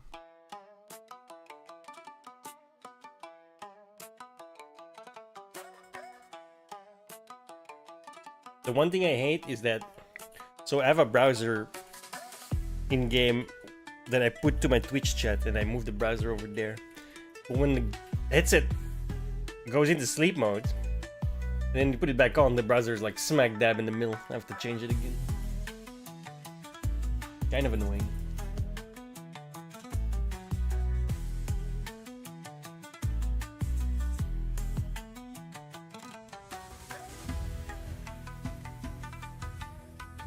I mean, I just grab it. It's fine.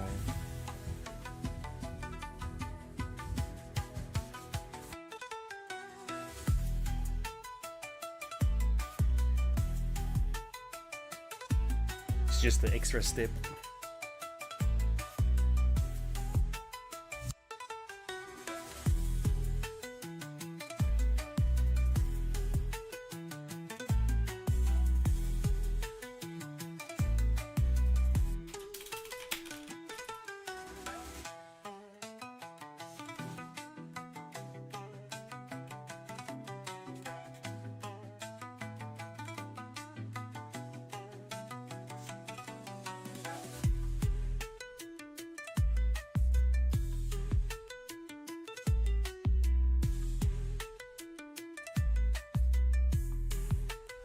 Is it a map I have? Yeah. Oh. Oh.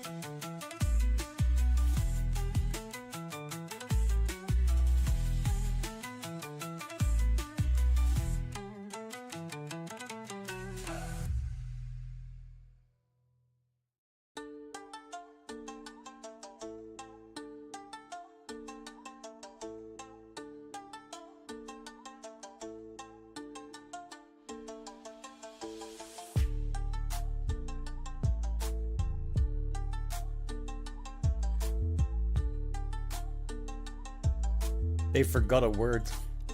This is very... Comrade, this is new interplay. New multiplayer server interface. The multiplayer server interface. Or the new, I should say. Let me read this.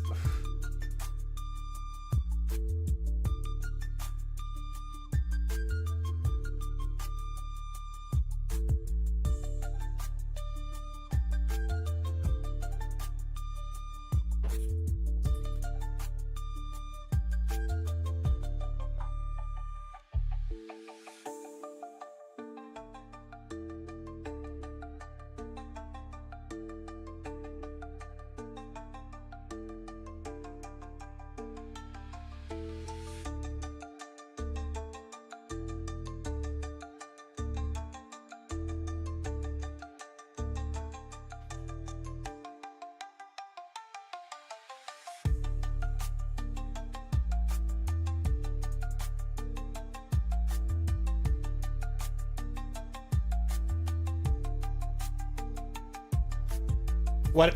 Oh, okay. Good dicey.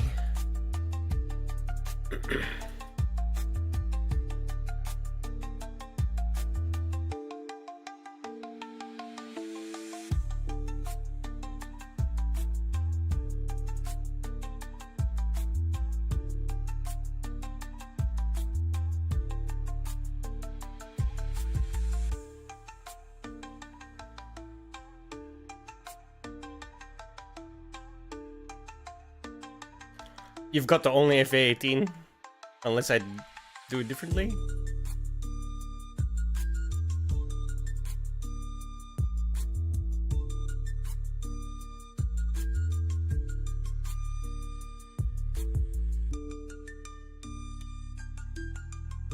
Dynamic spawn on the Uh-huh.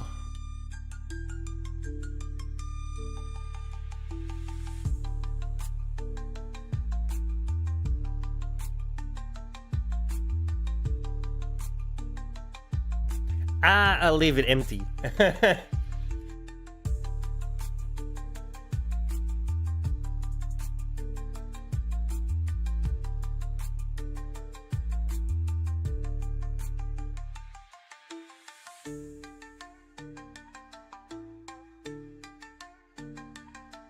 Is that from Top Gun? Oh my god, it has to be.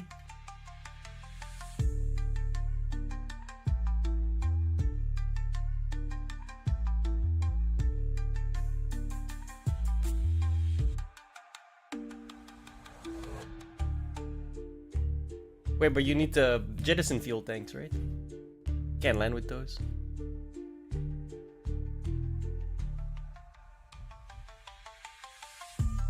Right click.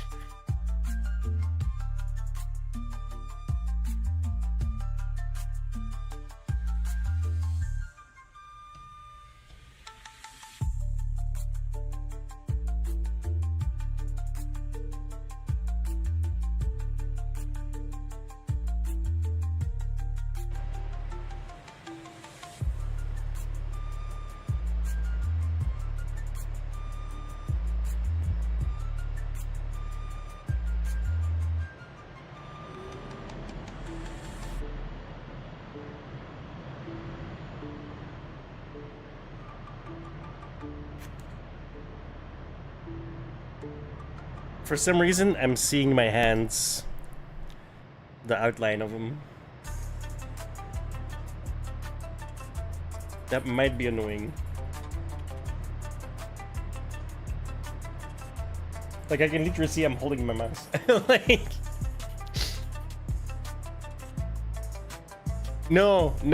Like, the Quest version of my hands, right? Not the in-game version. I turned those off. They weren't functional. They were functional, but I couldn't actually press buttons. I tried.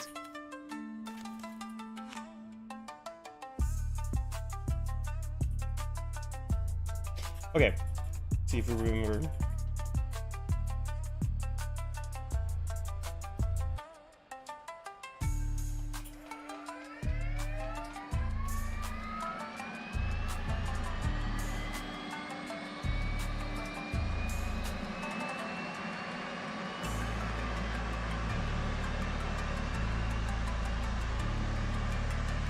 Oh.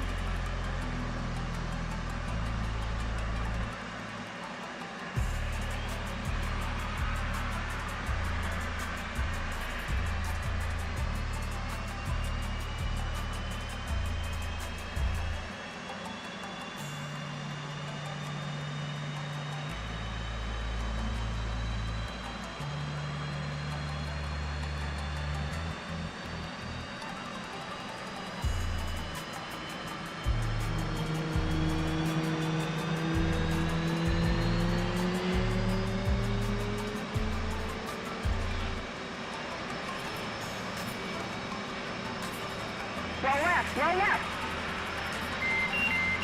Flight controls. Flight controls. Shouldn't I see my map? There it is.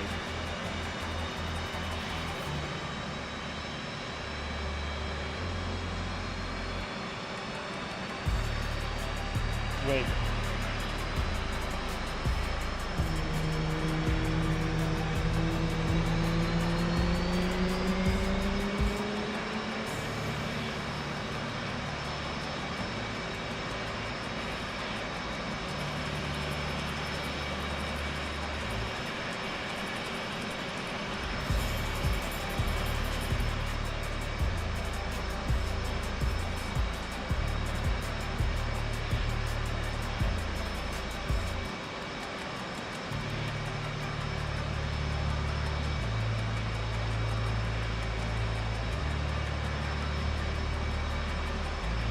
Yeah, see, I'm all fucked. I did something wrong.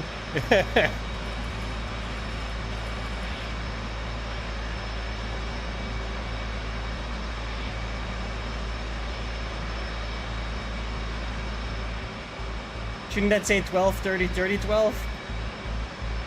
Because it doesn't. It says 45, 42, 30, 12. It is a different airfield though. Does that matter?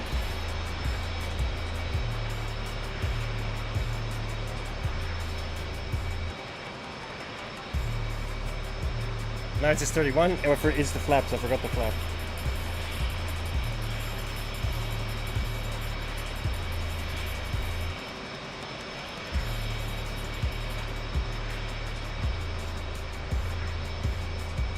Yeah, it was the flaps. it was the damn flaps.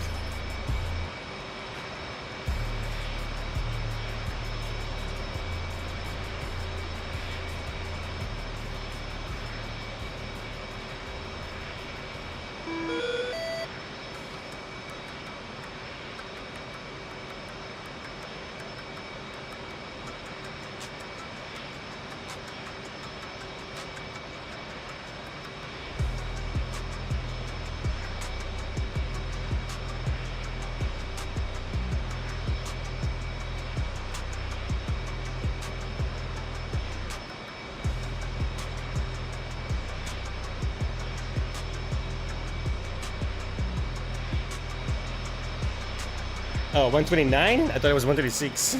Damn it.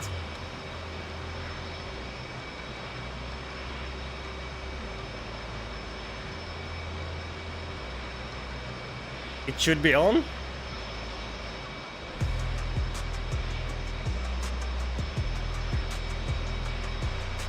Oh, radio 2 to 129. Wait. I can't scroll up in the thing. Was it 126 for radio 1?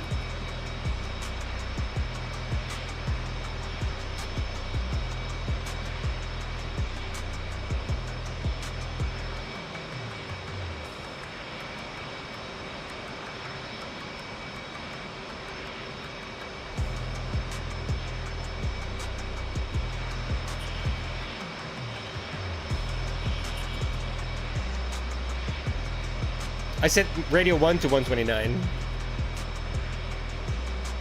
Does that matter?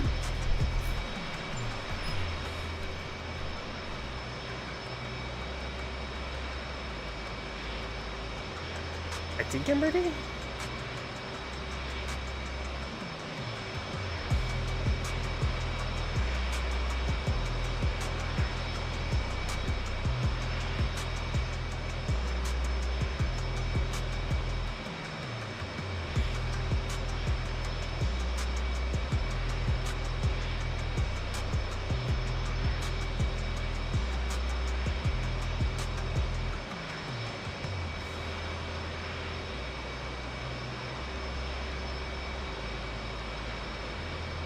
My waypoint's still freaking out, I don't know why. Or my heading, whatever that is.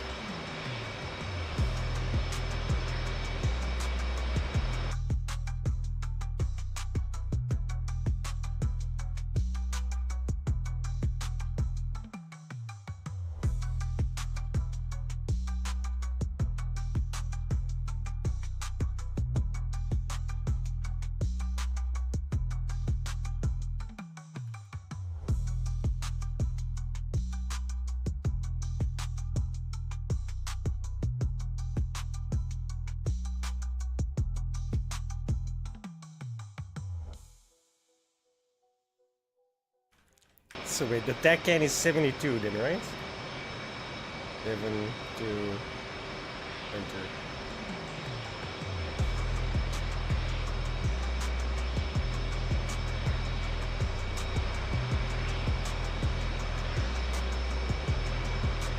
What's that one that's freaking out? There's one that's freaking out.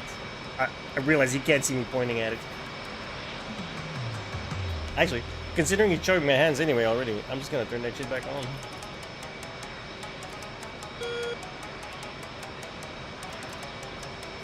Oh. Guess not. Having a bug with transmission. Well, I did set the volume low.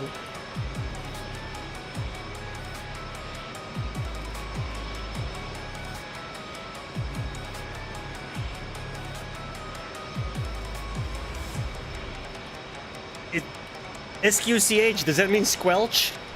Have I turned, is it on mute?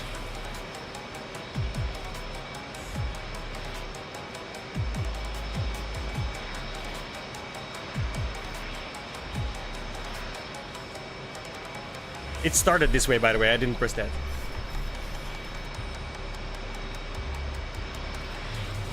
Yeah, turn that off then, right? Try again.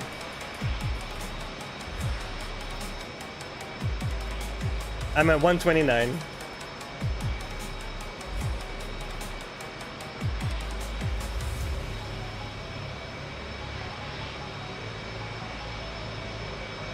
Oh no, I'm not ready. I forgot one important part. Hi. How you doing?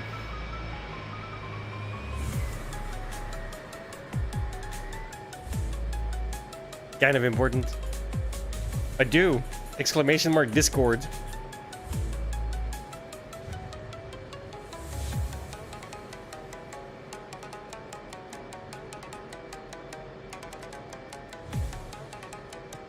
Oh, let me bump in myself. Jumping myself.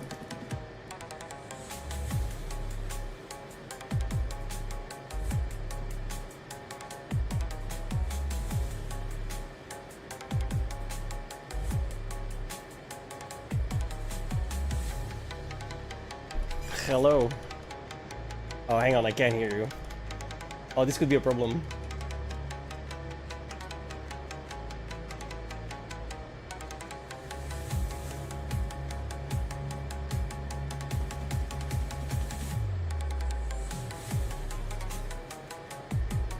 Okay, say something. Hey. Test. Yeah, I can hear you now. Oh hell yeah. Okay. Yeah, it's like you have to come through my my VR, right? You were coming through my actual computer. Oh. Okay. Yeah. I think I'm ready. Oh. Perfect. I do have like one thing that's jumping all over the place, and I'm not sure what that indicates. Let me see on stream. Is the INS should be aligned, right? Yeah, it was aligned. It said okay, Is it and then I on- put it onto nav. Because I Is got it the on tech end IFA? for the Must tech be end. IFA. The INS. Sorry. INS on IFA. Not nav. INS on what? The- I'm sorry. The INS knob, the one that you do the alignment and stuff, you have to put it on IFA.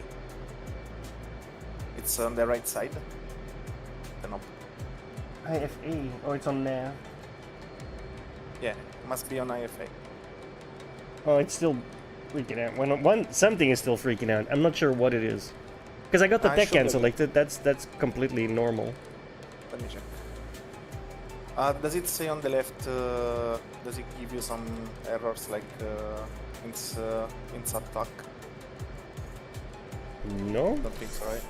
Should be fine. no. It just gives me my position, my bearing. Okay, if But- it gives you Oh, errors, the waypoint's uh, freaking out. It's the waypoint that's freaking out. Because I don't have a Yeah, waypoint. I don't either. Okay, I put it to 1. It's gone now. Okay. Yeah, it's because if I... Okay, if I go back to 0 now, then it aligned. It's probably because that waypoint was selected and then everything got aligned, so it was still freaking out. And then when I swapped off of it and back onto it, it got aligned again. Yep. I have no idea what this So- waypoint is though, because I didn't set it. Yeah, no worries. We'll use the taken of the carrier, so Yeah. Yeah, I got that set, 71. you'll use 72, sorry. 72. Okay. Yeah. 72 X-ray on. Okay. You want to turn on your both of pages of your data link and IFF. They should see you shortly on the same page. By the way, I don't know why my radio was bugging out. Never happens. Like it's really rare. It might be something on my end, I'm gonna be honest. Not sure because I couldn't use the push to talk on radio too, so there was something off. My IFF should be on. Probably turn on the data link pages. Which pages? Data link DL. Also The on, front yeah. left stick. Yeah, I turned everything on. ILS is on, DL, IFF. I set the tech DL can. DL bot pages, right? No. Because there are 2 pages on DL. Oh, okay. Yeah, now they're both on. Perfect. And 2 taxi out. You'll be leading me. Is it left or right here? It's should be right. Let me see where you are. Yeah, it's right. What's the parking brake? There it is. Anyone forgot something? I don't know what it is. I'm here for that reason, you know.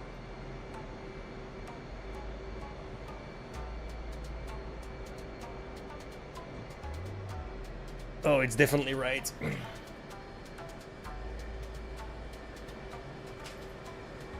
Look at you with the Maverick. See, now the high works. Good. What the hell?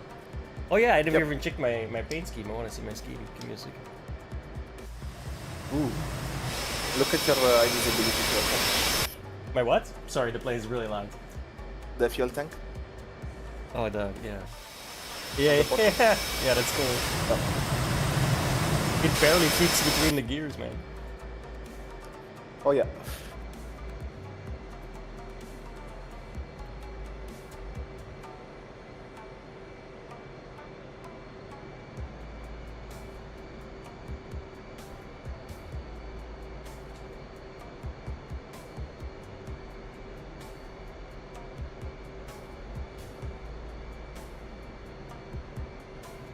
Oh, there we go.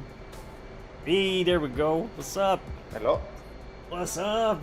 Can you see the hands? I'm guessing no. No, I cannot. Sadly.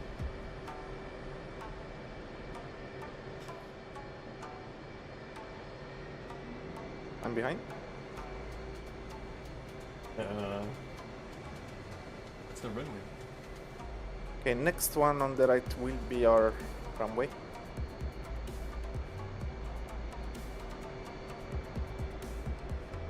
You line up on the left, I will line up on the right.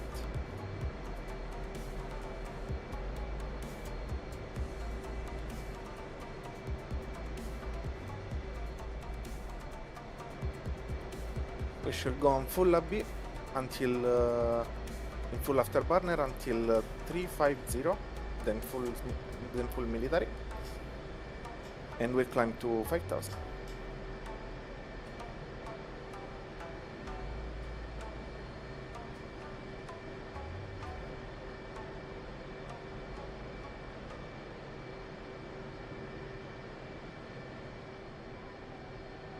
Wait, can you see the hands?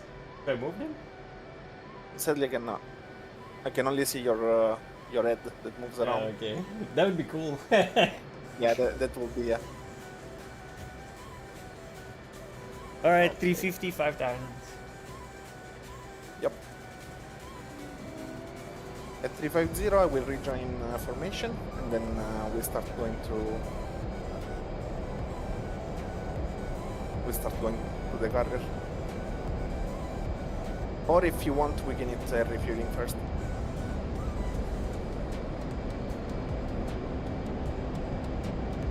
Oh To no. airport. Fuck. I forgot about this. I can't actually touch. I can't turn my flaps off or put my landing gear up. Shit. Hang on. Oh, what? Then reduce speed. Don't want to break them.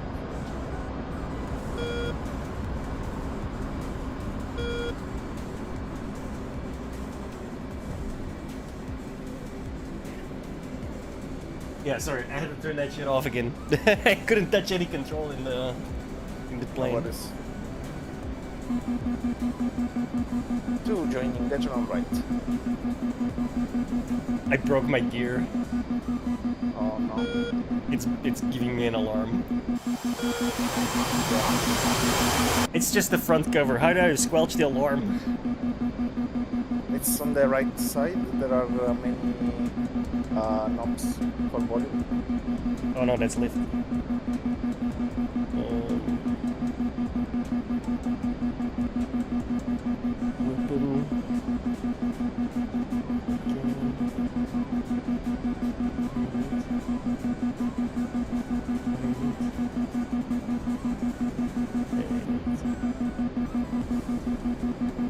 Can't turn that off. Copy that. We can do an emergency landing and retry, or you can just reslot. I mean, I'm pretty sure I'm fine, because it's just the cover. Yeah, but it's a long flight, you know. You will Oh, have yeah, that thing on- That's gonna be very annoying. Yeah. Yeah, you can just reslot. Nobody's ever reslot with you. And on the right there is a button to start hot, so you already have the plane turned on. Oh, yeah. I kind So of you do can- want to start cold because I need to practice that stuff. Of course. Alright, I guess we just turn back then. Fuck. Yep. Let's go.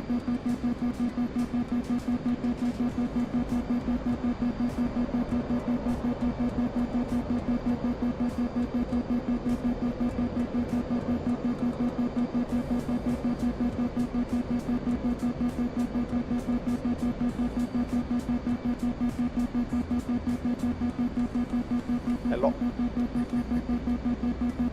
I did a barrel roll on you. Huh? I don't know if you saw it. I did a barrel roll on you. I don't know if you saw it. No, I'm trying to That's the Yeah. airfield, right? The right we left off of? It doesn't even look like Yeah. the one we left off of, so it's like I'm so confused. Yeah, it's no worries. But so we're pretty fast.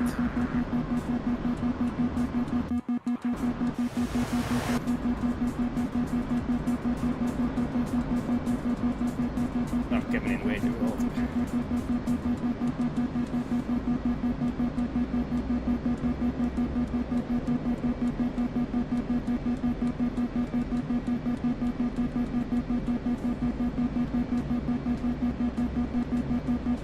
Pull up, pull up. I'm gonna do a wave around. It was terrible.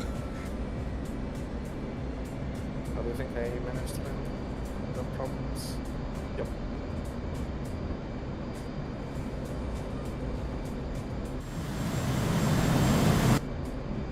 Jesus. Touchdown. Speed brake back off.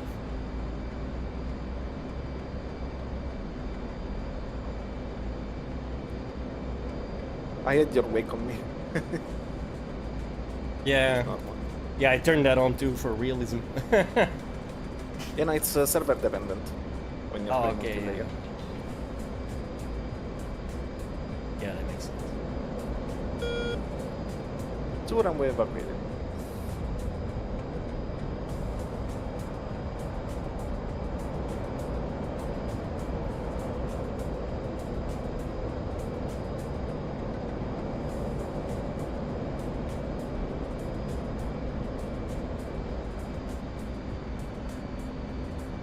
While you land, I'll go drink my espresso. Yeah, that's I'll very be right back in a Italian of you. Oh yeah. Be right back in a second. Yes, sir.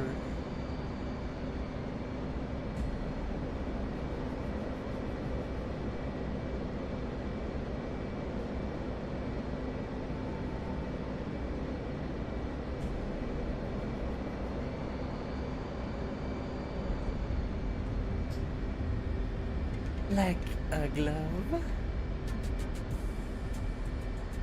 That deserves a drink.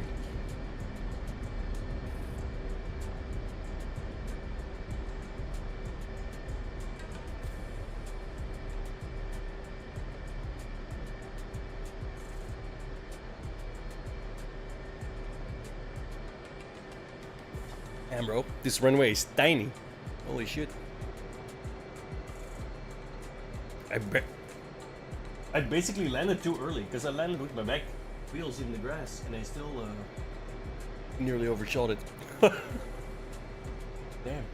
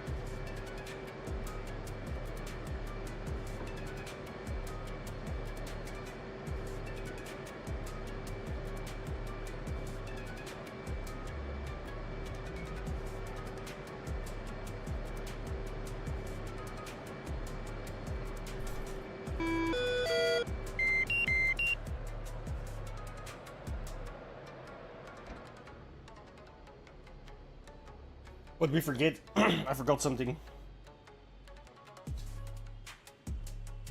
I'm back. Welcome back. That espresso was great. Meanwhile, I think I turned everything off. Oh, you landed? Yeah. Perfect. We're not at Kutaisi, by the way. Are we not? No. Okay. We I are, thought the airfield looked different. Yeah, not only different, but really short. Yeah. That's why. Yeah. Yeah, I landed right before the runway. Technically, I'm pretty sure my back wheels were still on the grass, and then I almost overshot the runway still. By the way, nice job landing here, and Thank it you. was an emergency landing. So let's do select roll. I can just quit. Slot. Yes. Yeah. Select roll. Sorry. Yeah. No, select yeah, roll. select. Release slot, and then tap on Kutaisi again. Spawn. You can spawn how you want. Yeah.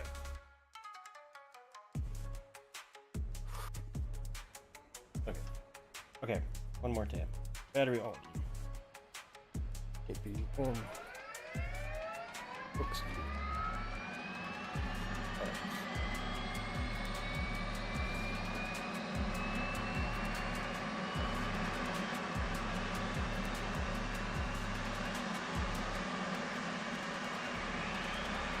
I'll do cold video.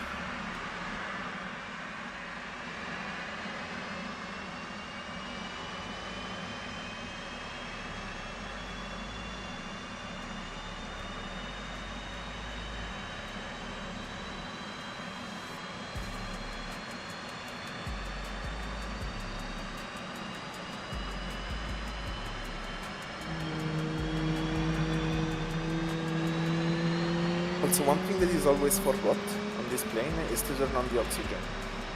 Yeah, I did that. Roll left, roll left. Important. Yeah, it's always forgot. Flight I don't know control. why. Flight controls.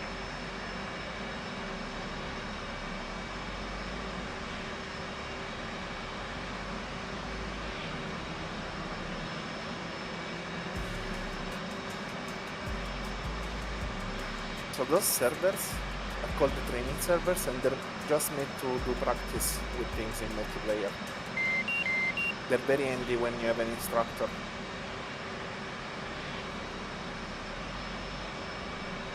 Yeah, you can't fuck anyone else up.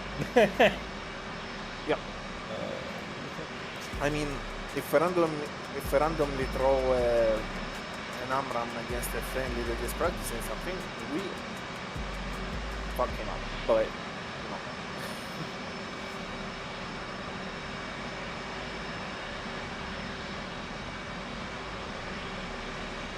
Really are the darkness.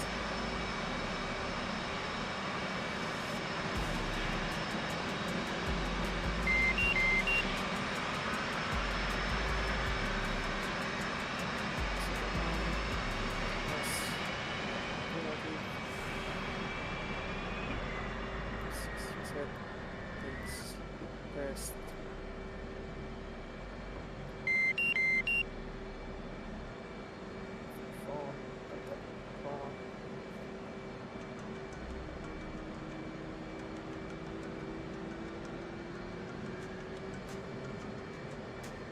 Okay, INS is the only thing left for me. Waiting for it. Mine's is no attitude. Yeah, it's normal. You have to put the INS knob in ground, It is. and then select store heading on the bottom of the HSI. I did. Perfect. Now you just wait until it gets to alignment. Okay. But it's not. Normally, it gives me like a little number that's counting down. Look right on your knob.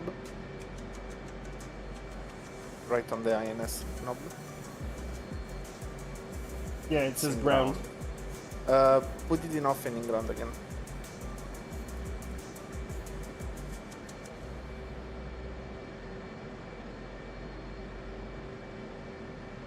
Boom. Select store heading and give it a second. Tell me if it changes. Doesn't look like it. It's so strange. Look. The checklist page, what does it say? It's the DGD, okay. Check that your FCS is reset, and you'd rather trim, like take off trim clicked on. My FCS reset. On the left? Yeah, 12, 30, 30, 30, 12. On the left. Okay. Okay, it's good. Yeah. Yeah, my FCS is on the right, sorry. I put the checklist on my left and Oh, the yeah, FCS no on the worries, right. no worries. It's okay, it's okay. So, go to the airbleed knob. Did you already do it?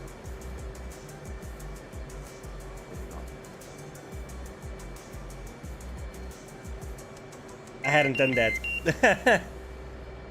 I don't think I did that. So back off and then air bleed and then back on to ground? Yeah, yeah, right there.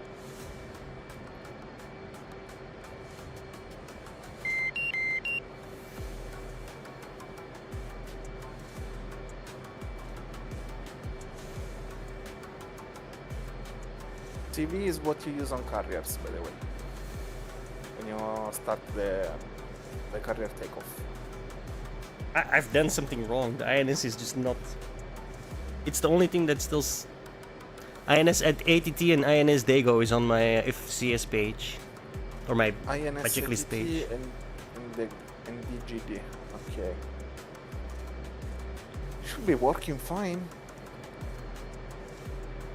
INS attack is the one that we are trying to do.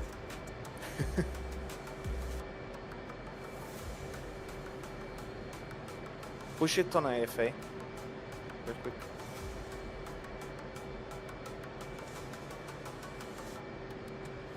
What does it say? Qual, no ads, and then the time sticking up. Yeah, it's the alignment quality. And it should be the ground one. That's so strange. Try to reslot again. Reslot? Yeah. I don't know why it does that. I remember and this I- being a thing back like 4 years ago, 5 years ago when I last played too. It never happened to me, to be honest. Alright, one thing at a time. Battery on.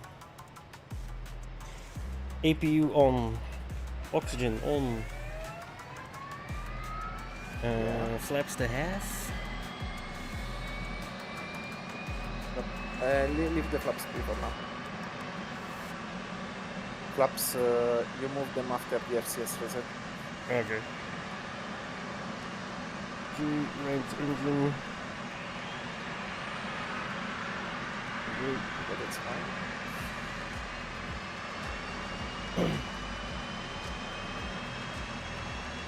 Wait until the RPM are to 28 to 30% to put the handle in idle. Then do it straight away. Then turn on all screens. After the engine run.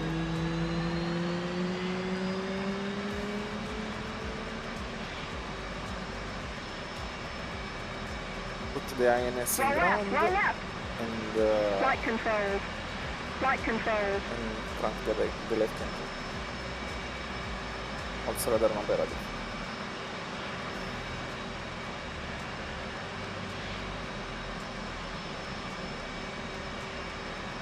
The left engine crank.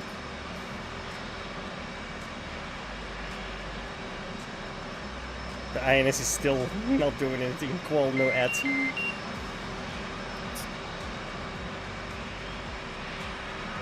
I literally just did it the same way. Oh, wait. Gone. Wait. It started moving. Okay. It's counting down now. And Okay, the thing is gone from the page as well. perfect. Now, yeah, on the left engine crank, we have it. Handle in idle.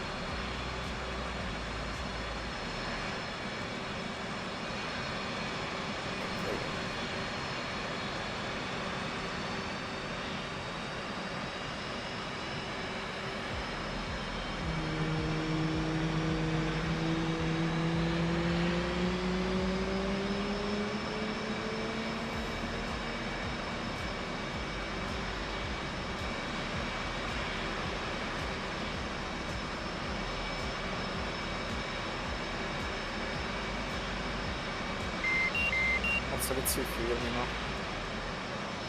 What?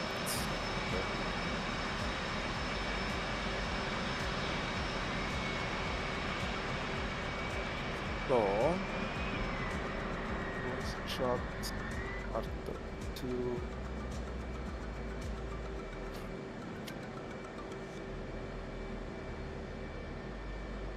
Okay, my checklist is empty. All the things are gone. Perfect. Canopy down, everything is good. Yep. Perfect. Seemingly. As the okay is so to the IFA, right? Not nav. IFA, yeah. Good.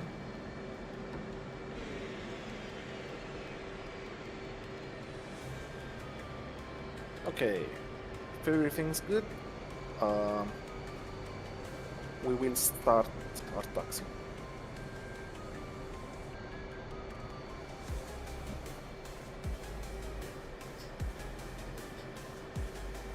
Winning post in VR? I don't think that's a thing. How you doing, Mario?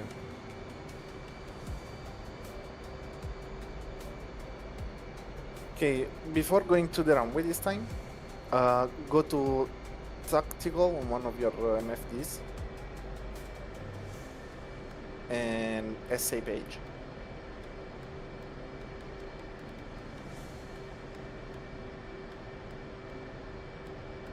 Go sensor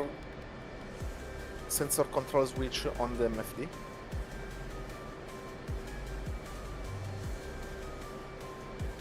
If you have it binded, do you? I think I do, but which one? It depends on where you put the SA page. If it's on the left, you do sensor control switch left. Oh, I don't think I have those bound. Okay. So those are pretty useful. So I'll make you bind them right now because they're pretty. They're Careful, pretty I'm gonna essential. stop if you're behind. Yeah, stop. I didn't see your boss intro. Sensor control. Sensor, you need the 2-4-way. Okay, it's sensor control switch, left, right, forward, and back. Oh, I have those. I do have those. On my right Okay. one, that would be these, my thumbstick over here. Yeah. And the other one is TDC, throttle designator switch. Total F4-way. designated controller. I've got that set as well. Yes, that's on this. Okay, perfect. So now you can put your the lines on yourself, and you will see an FA18, right?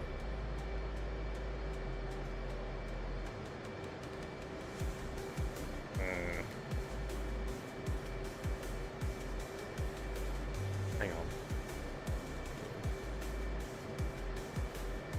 Yeah, in the bottom right. When you put the in the bottom right is there is Of the MFD. FA18. Yeah. Okay. Now on the bottom left, there's MEMB2 should appear, right? Yes. Okay, click on that. Once it's boxed, you put me as a flight member. The members of your flight, you all put them there, and that is the data link. So if I target an hostile, a bandit, on the ground or in air, you will see it there on the SA page. Okay. And you will be able to lock him with missiles too, if you want. So wait, I just tagged you, not myself. Yes, you Okay. tagged me as a flight member. So our sensors are shared right now. DE11. That you then, I guess. UE11, yes. Oh, you. Is that a U? No, it says D. Oh, then my thing. Oh, to me it shows UI11, but it's the same thing. No worries. Okay. On the right, there should be a knob with written HMD on it. Yeah. Turn it on. Oh, I kind of hate that. I'm not gonna lie. Oh, you don't like it? Well, It's very distracting.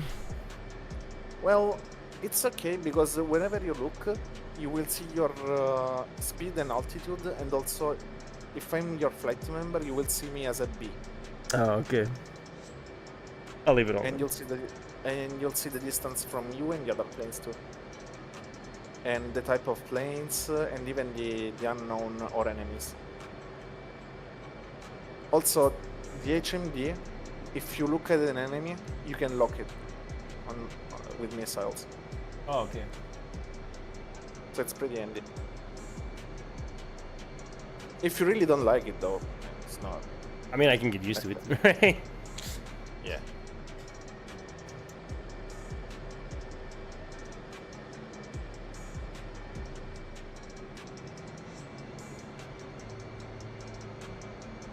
So do you want to eat tanker first or directly to carrier? Wait, as in like airborne tanker? Yeah. One thing at a time. Let's start with the let's start with the boat. Yeah. You ready?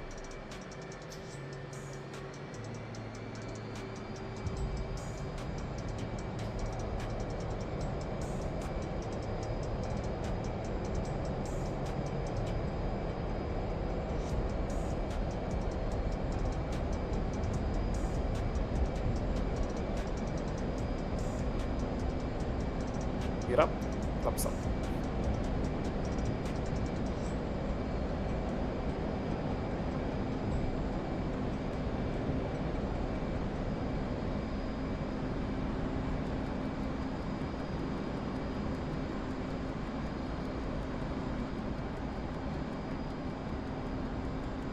Okay, we're at 350. We get Doesn't this. show you the If you look at me, it doesn't show it. No. It's because we're Too close? near each other. Yeah. Yeah.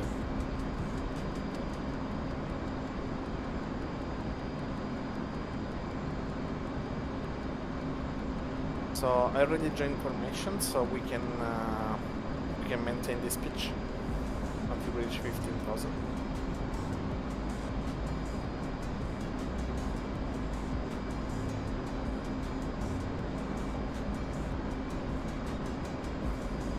In position as on right.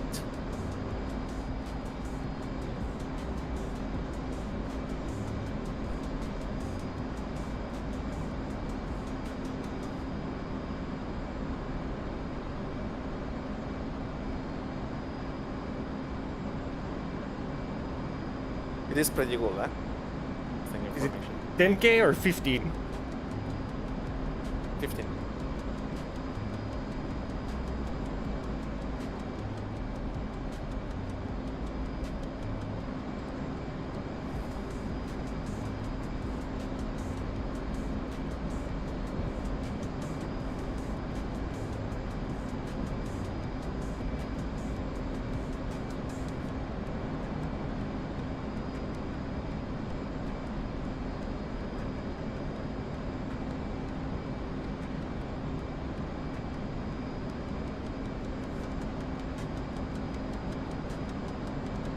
Kind of overshot that a little. It's okay, it's okay. So usually they use flight levels, even the human ATC, that goes, for example, flight level 150, that is 15,000 feet, and it goes from 1500 to 1600. So it's okay. Sorry, 15,000 to 16,000. So right now, when you want, you can select the takeon of the bot and just go to autopilot and choose couple. How do I select it? Because the CPL is on waypoint mode, I think. On the HSI, on the top left, there is takeon, TCM.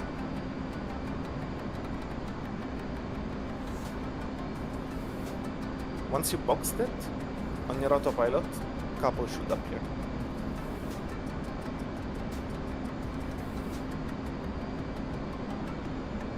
Oh, yeah. I'm clicking it now. that. Oh, I was expecting a left turn. Okay.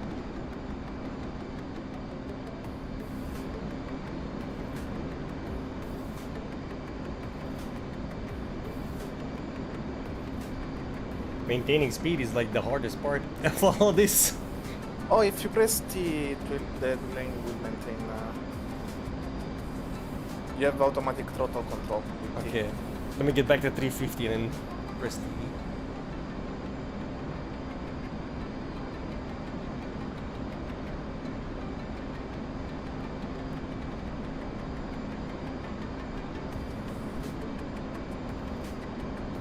So when you wish to fly information, to learn how to fly information, you hit the tanker, because those are like the perfect training for that. Because you have to stand very still while you do that. What do I have to hit? The tanker. Oh, yeah. They're refueling. Like for example, right? Staying like this in turns, it's really hard. It's Yeah, not it's a bit. something. But it's my like strong point, you know. I usually fight, but like I can fight, but it's not my strong point. Yeah. But I did practice a lot on formation flying because that's what I like to do. You prefer Blue Angels over combat? No, I do combat. No, I mean you prefer Blue Angels over combat. Yeah, that's my favorite part of flying. Actually, I'm waiting for the Eurofighter to get in. Okay. Yeah, bro. When I last played, they were like, "Oh, it's almost done, guys." That was 4 years ago. No, it's 4 years ago the development started from TrueBit. Then Blur got the thing, and they will release it this year probably.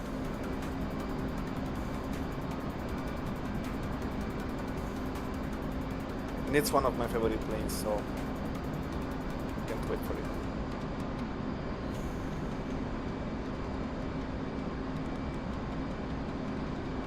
Okay, so we are in.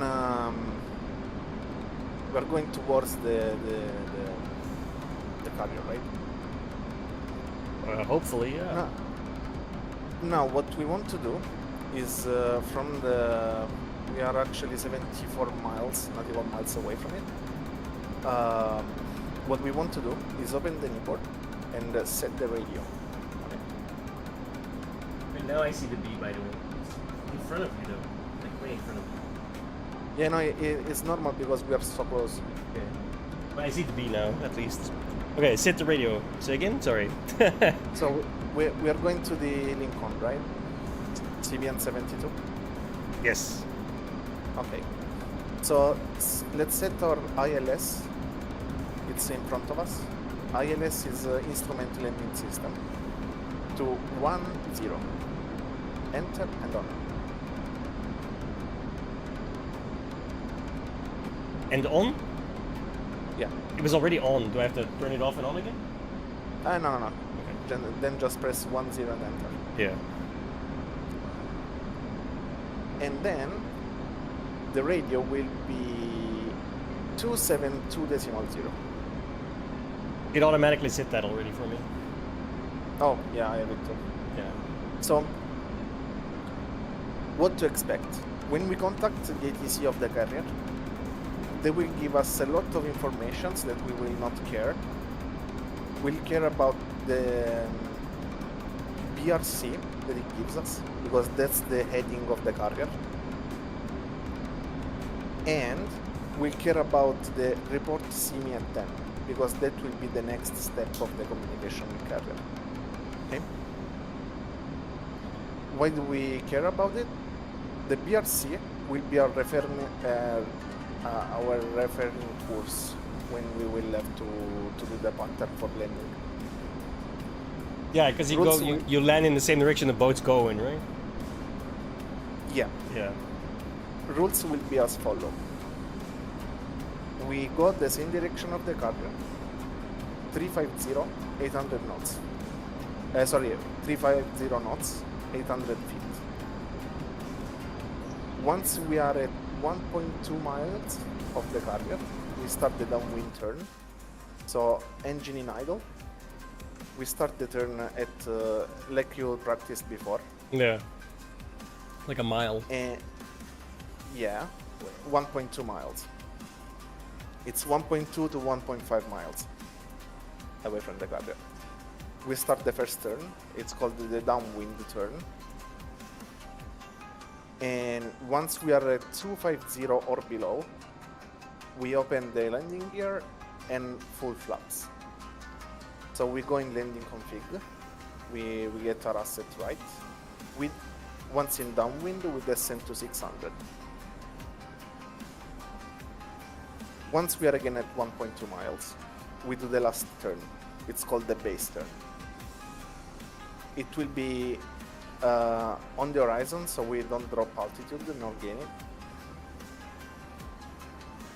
And that turn we have to calibrate it to get to the right heading. The deck of the carrier will be moved 9 degrees to the left. So what you do is take the BRC of the carrier and take away 9 degrees from it. Yeah. Since we have the ILS on, that you will have to box when we approach the landing pattern, you will see a cross that will show you if you're right or left, up too much high or too much low from the glide slope. And if you didn't understand something, just ask, I'm here for it. So I also get the E Victor though, right? Like the E bracket? Yes, Yeah. of course you get it. But like the ILS, it's the cross that will tell you where you have to be in the glide slope. If you're too low, if you're too high, it will tell you. You will see it's just a cross that moves in base of how you're compared to the glide slope. Keep in mind, the aircraft carrier is moving, so it does not stand still, right? So it is not easy to land on it. I'm expecting a lot of bolters. Well, I'd rather have a bolter than a strike. Well, that happens too. But the cross will help with that. Like the ILS. That's what happened the first time I tried. Yeah, no worries. Probably you didn't even have the ILS set up. Now that you do, it will be easier because there is a cross that you will see on your HUD that will tell you if you're too low, if you're too high. Speaking of my HUD, it's offset to the left all of a sudden. Yes, it's because we're encountering right side wind. Oh. So Okay. your plane is being pushed to the left. That's why. If you press C, it will center. By the way. See? C. Okay. Oh, because I gauged the... Yeah, okay, I get it. Yeah. Yeah, because you caged the HUD. Okay, we are 30 miles off. We start to communicate with the carrier. I will do it. So it's the Lincoln F6 inbound.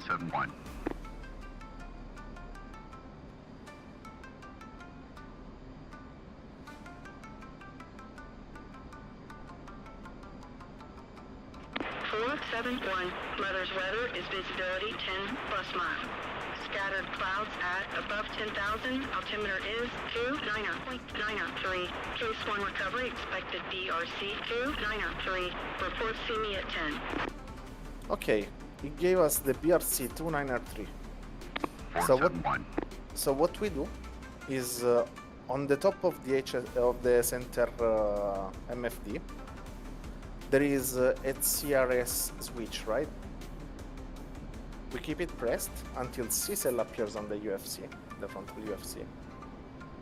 And then we type in 2903.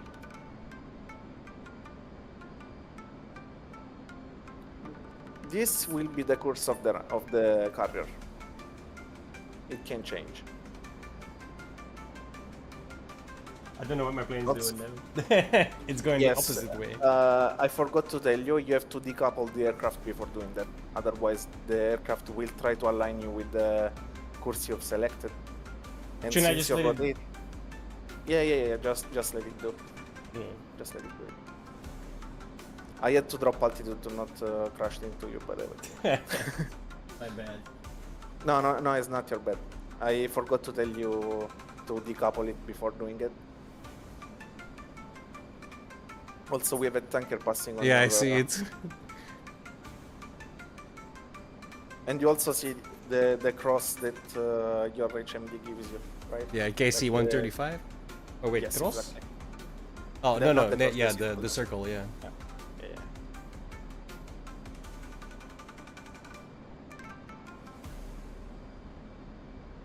Okay, we start our descent, 10 degrees pitch.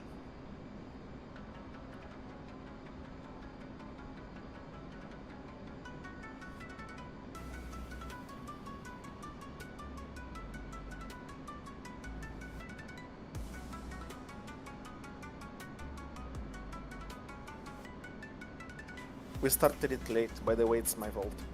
No worries.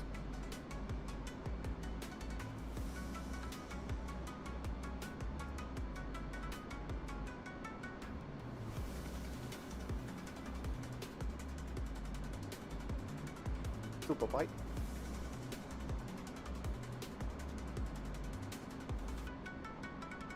To clear.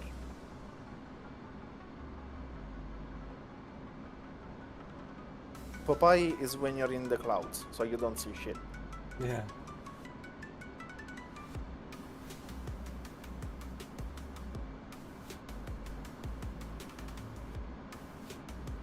Now I'm basically escorting you to the ship.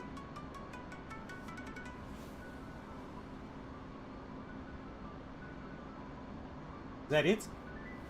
2 o'clock?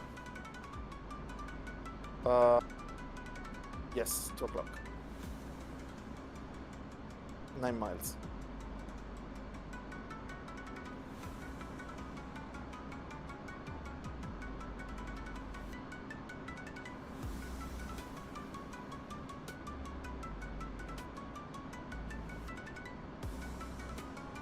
Altitude. Altitude.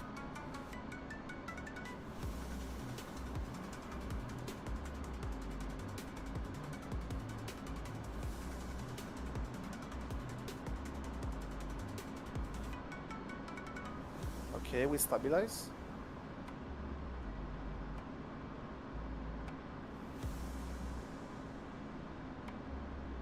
Tower 471.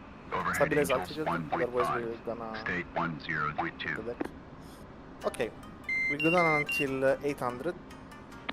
That's our Tower, Roger. start of the pattern. Signal is Charlie.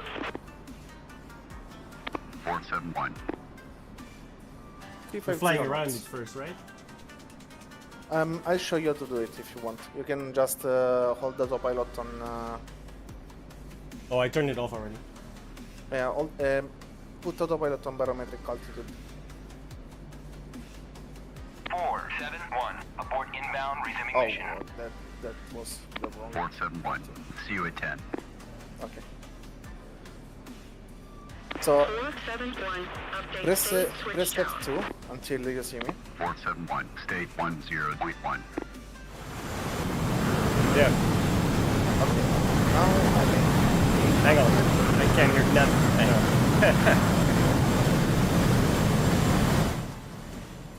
Okay. okay.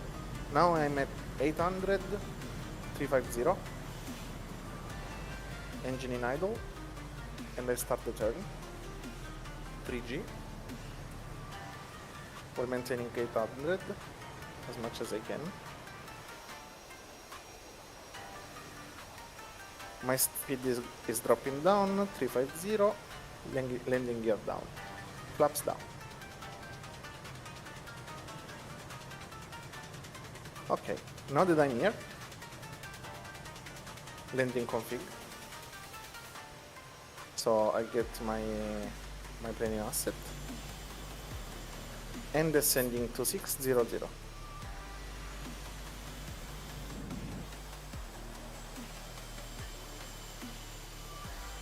I'm right now at 600.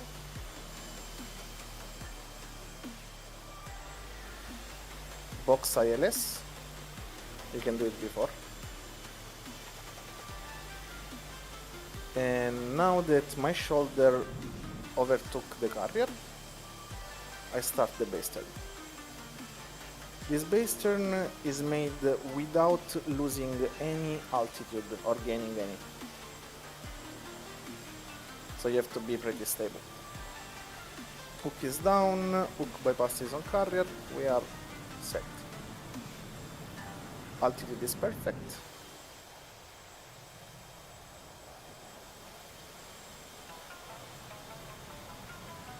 You see that I overtook the carrier there, right? Yeah.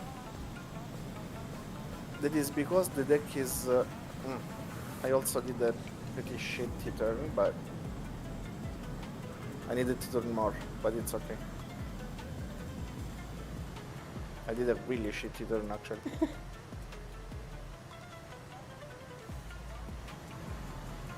When you do that, you'll need to turn more than me, okay?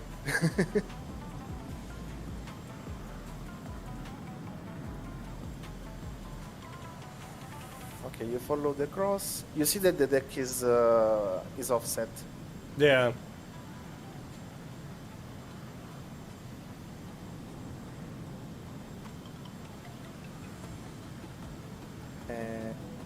Oh, Nice. you always want to... Afterburner, yeah. Just in case you miss. Yes. Yeah. Exactly. The thing was good. First wire is not that great, but considering my approach, it went more than well. And that really is a lot for you, because usually for me they're bugged and they don't release my plane. It's all human.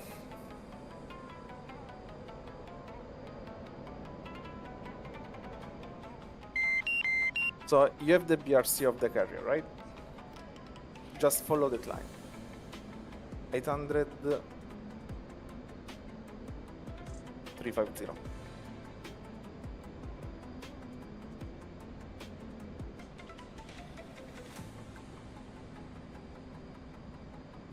On your HSI, center screen, box ILS. It's on the top left.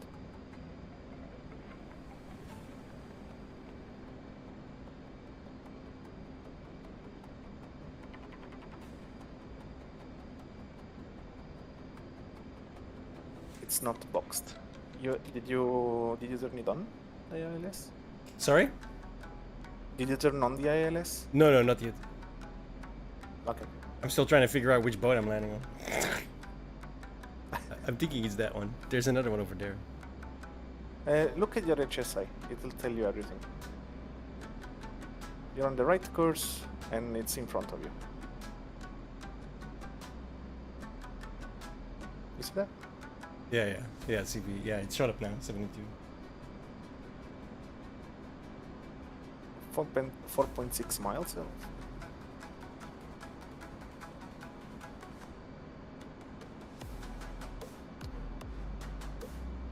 Usually they make you practice the straight-in landing first, but military is what everyone uses because of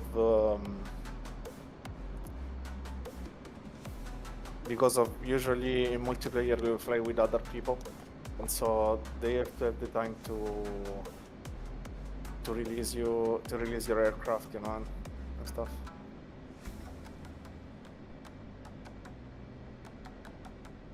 Oh, I'm super You're close on to the- it. Yeah. you're on the opposite side too.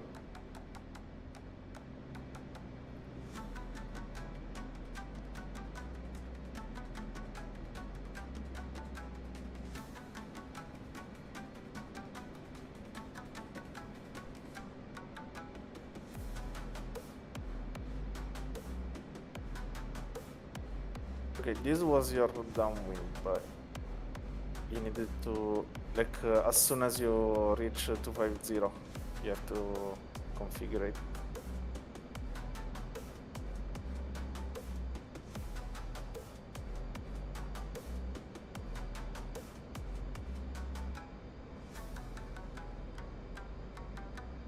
Just follow the cross. You see you're low, right? Yeah.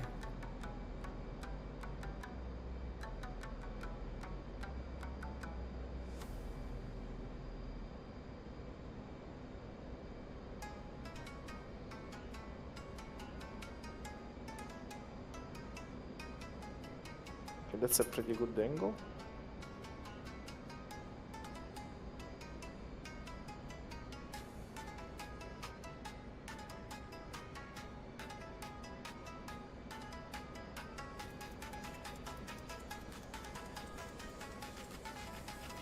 Gain altitude. You're too low. You're too low.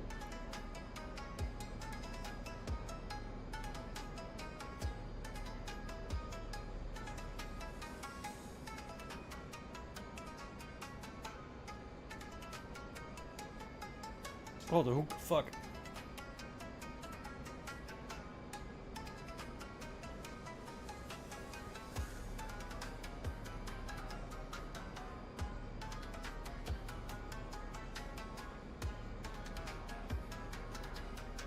Still too low. Trust the cross. I'm not trying to read it. I'm gonna be honest.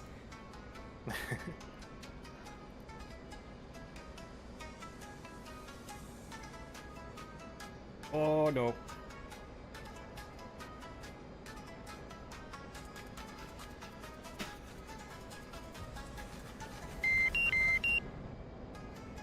Yeah, you see that the I was expecting a bolter, no worries. I don't understand that cross. Like, it makes no sense to So- me. It's not really so a cross, if is it? It's like, So if the horizontal line is up, you need to make it go a up. T?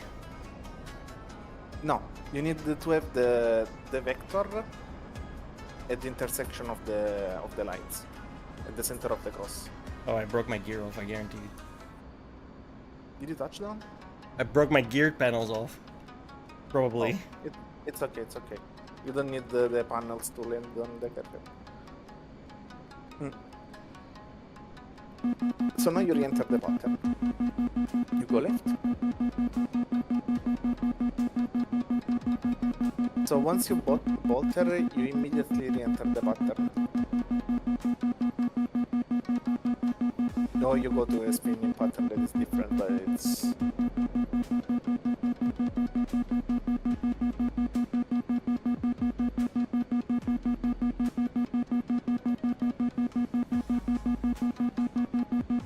Since you're so far away, you want to restart the pattern from the beginning. So 350, 800, you pass on the right of the carrier.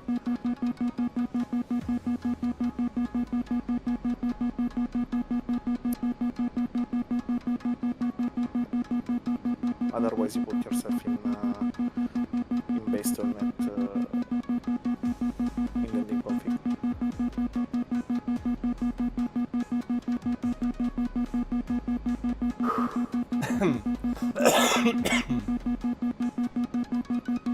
Landing on carrier is not easy, yeah? It's one of the most difficult things to do in the game.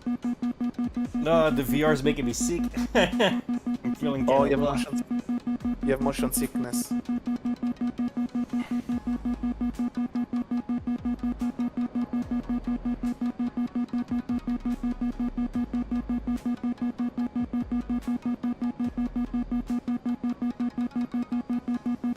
I mean, it is normal because the VR is new.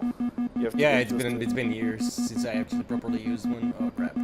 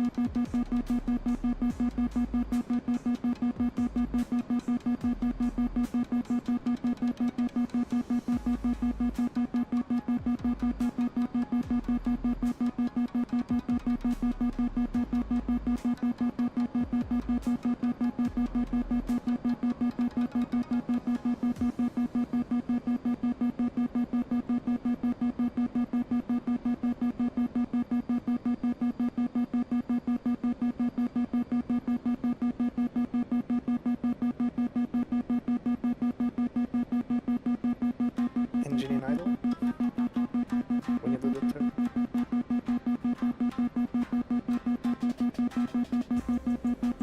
Landing config. You're way close.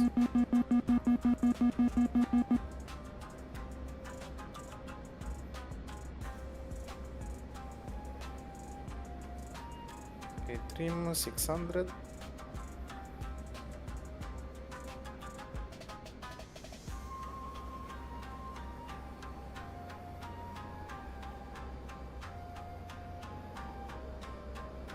Shutter gonna fall down.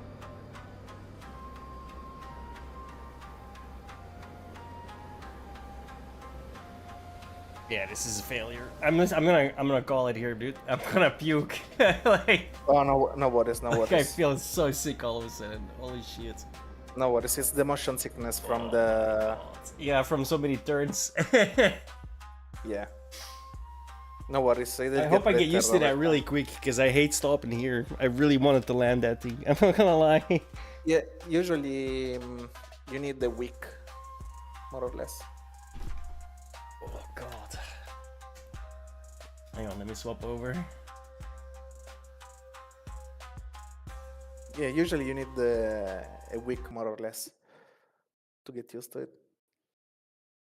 Just have a little bit of patience. Okay, yeah, I'm back. Yeah. Whew, oh, I just felt it like coming up in my stomach, man. It's like, oh, I gotta stop now because it's gonna go wrong.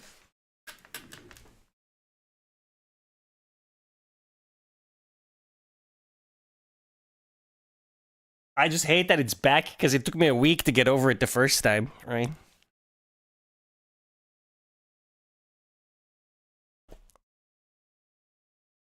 God.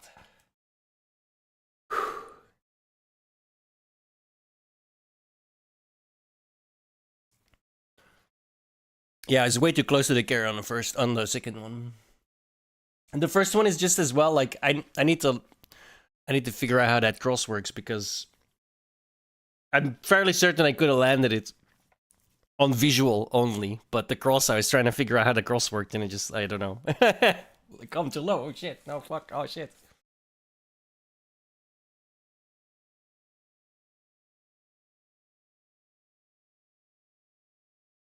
Yeah.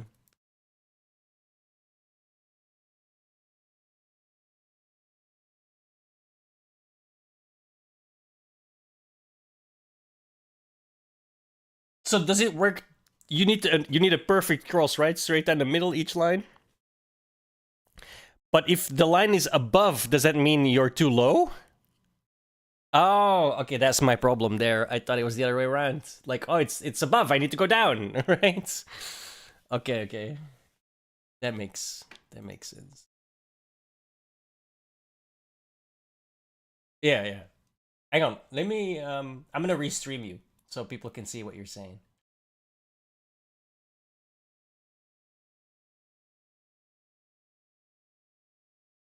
Or not, because it's not.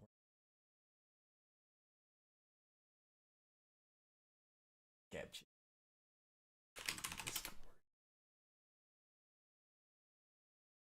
Okay.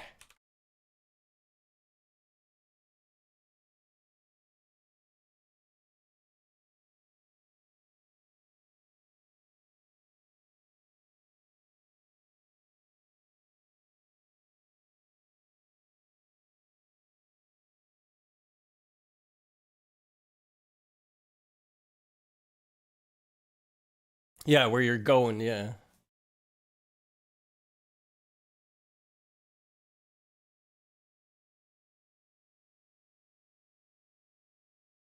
Yeah.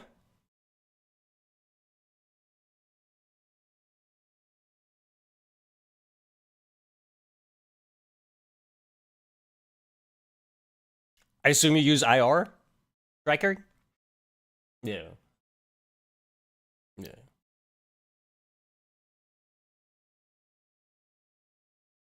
Can you see the oxygen control with that?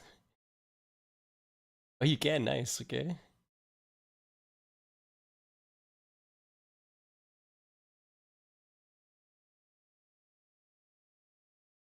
But how can you see the screen when you're looking around like that? Is it following your eyes or your head movement? I'm guessing like this, like only looking a little bit up makes you look like way up. Yeah,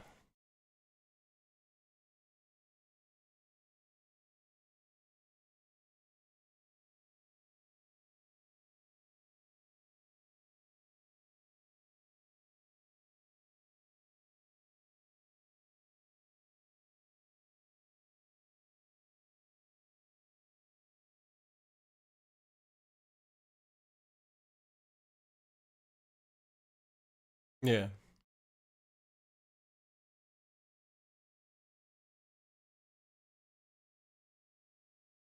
Yeah. Yeah, we didn't dump the tank either.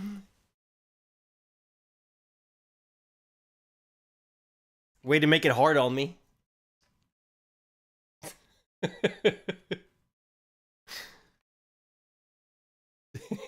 Hey, if I can almost do it with all of that, then I can definitely do it without all of it, you know?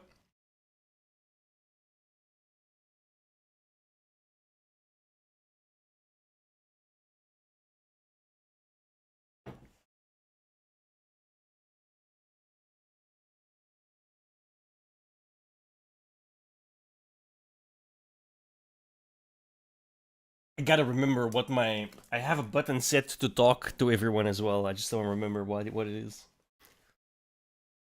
Like for the airfield and stuff.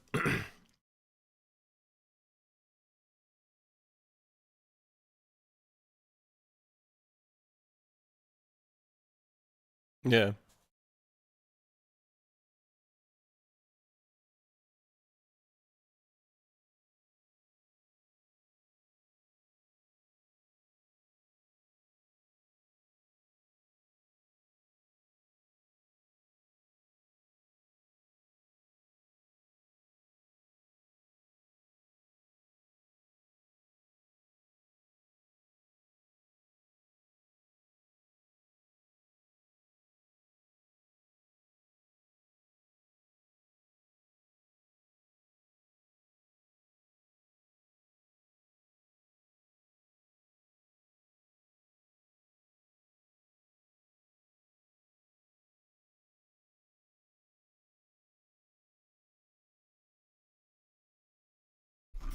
You gotta keep in mind though, in VR, that gets projected onto one eye, not just on your screen. You know what I mean?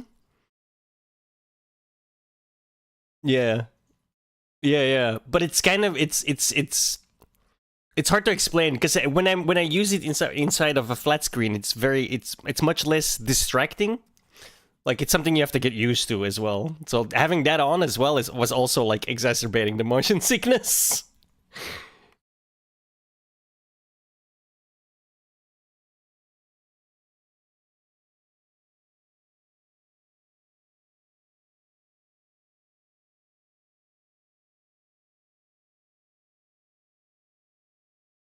Yeah, empty.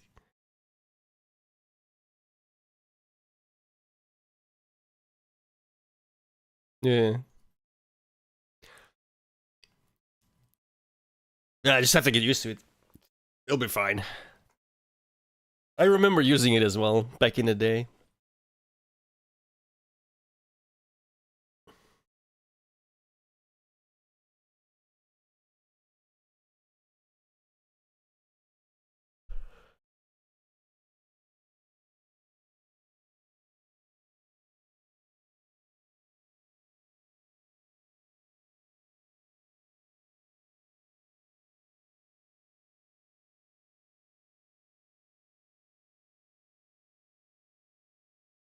Oh, right next to each other, yeah. Yeah. Yeah, it's like, that's why I was like confused as well. Which boat were we landing on? Like,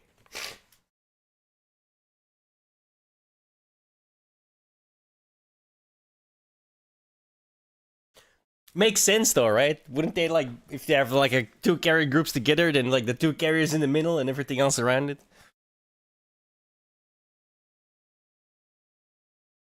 Yeah, it's no longer 1940s, I know. But, you know.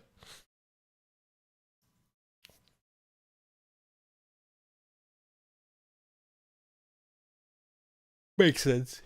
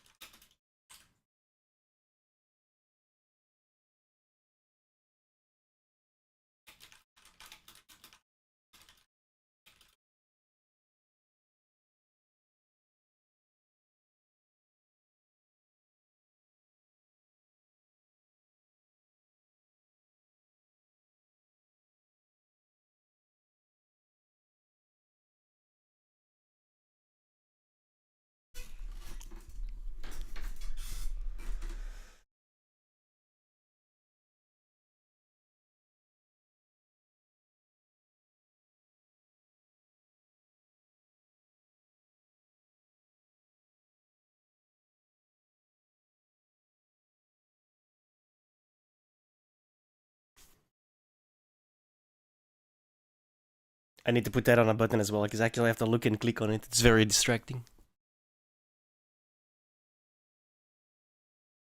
Yeah, I've got like a massive HOTAS. I have like 400 buttons that I can use. I just gotta put one in.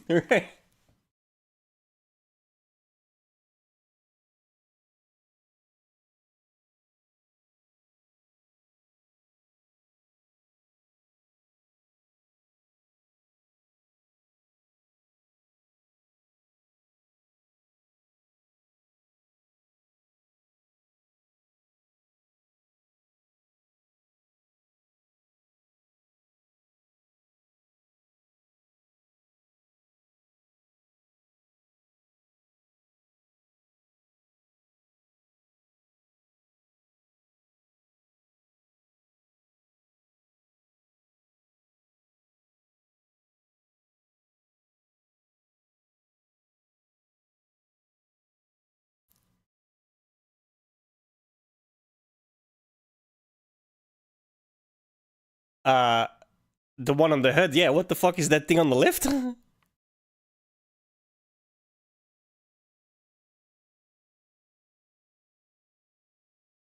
Is that a mod? That does not show up for me.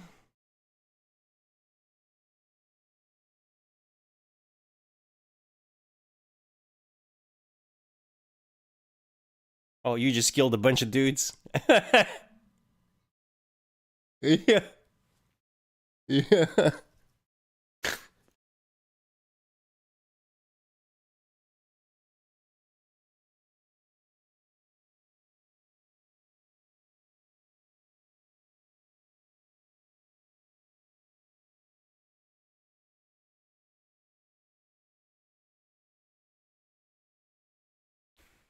The chat said nice.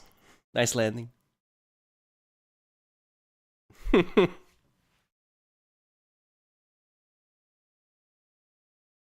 Anyone you walk away from.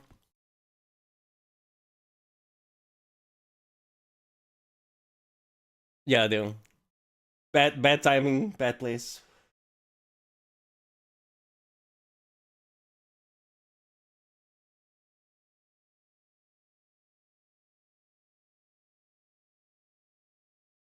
My problem is always the last turn. When I put the flaps to full, or to, yeah, it's full, or is it landing? Whatever. Yeah, full. And then put the idle to netting, the plane just like drops like a brick sometimes.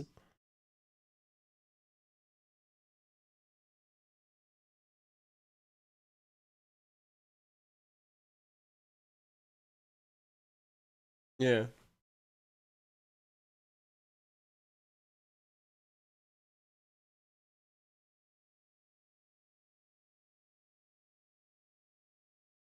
$600. Yeah.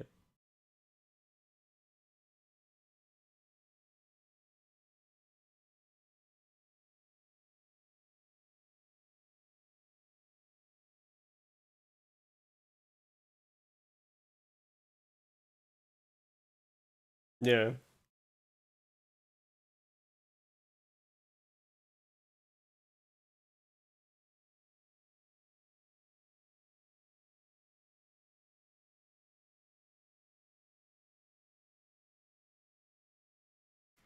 I just realized nobody can hear you. I'm such an idiot. My bad. To the people in the chat, my bad. He was explaining stuff to me. Yep. But Continue. Sorry. yeah, so I was telling you, here you start your configuration Yeah, when yeah. you're still in the downwind turn. While in downwind, you configure everything. So you trim the plane with the vector on your E bracket. And when you're more or less here, you start the base turn. That is the final one. Yeah. And go on final. Then you follow the cross and the floats that will appear on your left. That doesn't appear for me in VR. That doesn't show up. If it does not, there is a setting on the main menu of Okay. DCS. I'll have to check that out later then. Yeah, because it is do you see those lights? Yeah. Okay, so those are the floats that will appear on your left. All right. It's the dude that is in that station. There should be a station over there. Or over there. Where is it? Oh, yeah. So there is a dude that is there that will control the thing. Actually, let me see if I can make it. There is a button for it. I'm not remembering it.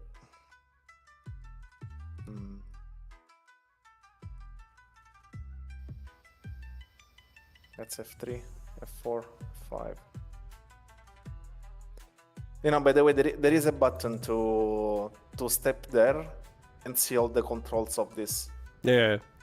that you send to the people that are landing. We have a human that does that. You know, in my flight group. So yeah, that's it. Well, man, I appreciate the lecture. A great pleasure. When you want to train, just tell me. I have another dude that I'm training on the 18. He's good with the A10, but he wanted to learn the 18 to fly with me, and another dude. So I started training him on the basics, like how to start up, how to do the first steps. You know. Yeah, that INS problem was weird. I swear. Like, I don't know. What did you say? Didn't understand. I said the INS problem at the start was weird. Yeah, it's not your fault. Sometimes it is pretty rare actually, but sometimes it bugs. You're just bad with bad luck there. Yeah, because I was fairly certain I did everything. I didn't do the air bleed, but I generally do that after the INS, right? So that yeah. And you know there is another way to turn on the plane. I will show you. Oh, lift alt home or something. Look. Ground crew, ground electric power on. Ground power. Ground crew, ground air supply connect. Connect ground air supply. 1 second, my head tracker bugged out because of no illumination. Let me turn on the light. Ground air supply is now connected. What are you doing, cat?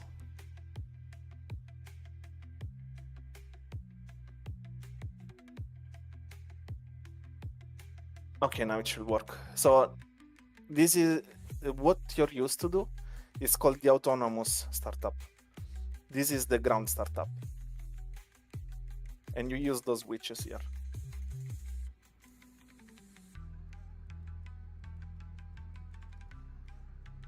So you have ground electric power, and like this you power all the systems.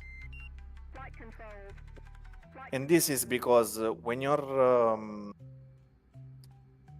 like in a realistic server, there aren't many, but with the human ATC, you have to request the startup, right? Yeah. So you do this from here. You have it this, you config, and then you say, for example, night 1 to Kutaisi Tower, requesting clearance to startup. It will give it to you and report ready to taxi. And then you don't use the APU. You go engine crank, ground crew, air supply, apply. G. Apply ground air supply. Copy. Air is now applied. That does make it way more complicated. Yep. Oh, you have to close the air bleed. You see? Yeah. It's not more complicated. It's still like just another way to turn it on.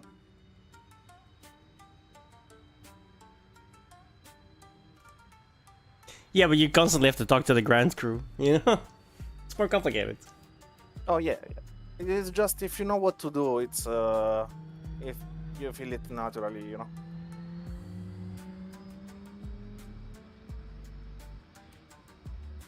At least my stomach's calmed down a little now.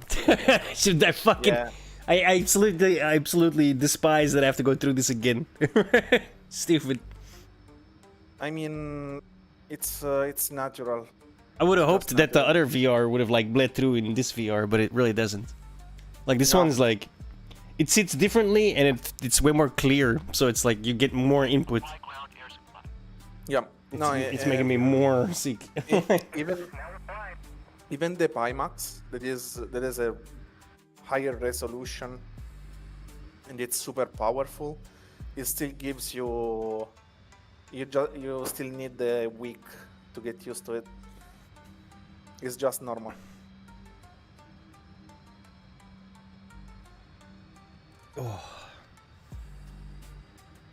By the way, yeah, this is the same.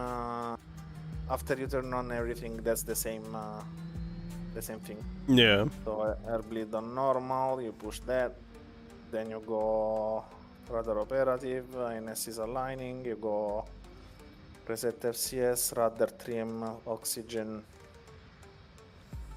Don't forget to warm up the no. fleer. You don't have a flare until like here. Here you can put Yeah, the you flare. need the pod. Okay, you need the pod. Yep. I put it to standby just in case, because I remember like the guy at the training was like, "This needs to Yeah, charge so- up. Do it in advance." Okay, okay. Yeah. If I charge up nothing though, it yeah, I know. I'm just saying. Like, I didn't realize it wasn't in the plane. yeah. There's a button for it. Yeah. Yeah, INS is ready, close canopy, and we're ready to go. Oh, the bit test. That's the only thing we didn't do. I never do that. It takes forever. Nah. Rearming complete. And Don't- also, it's cool that your flat surface is moved. Don't you have to tell them to turn it off as well now? Like all the connections? Yeah. Ground crew, electric off. I assume if you just start taxiing, you break. No, but they'll yell at you. Say, Okay. hey, what are you doing? What are you doing? What are you doing, cats? What are you doing? Was it worth it?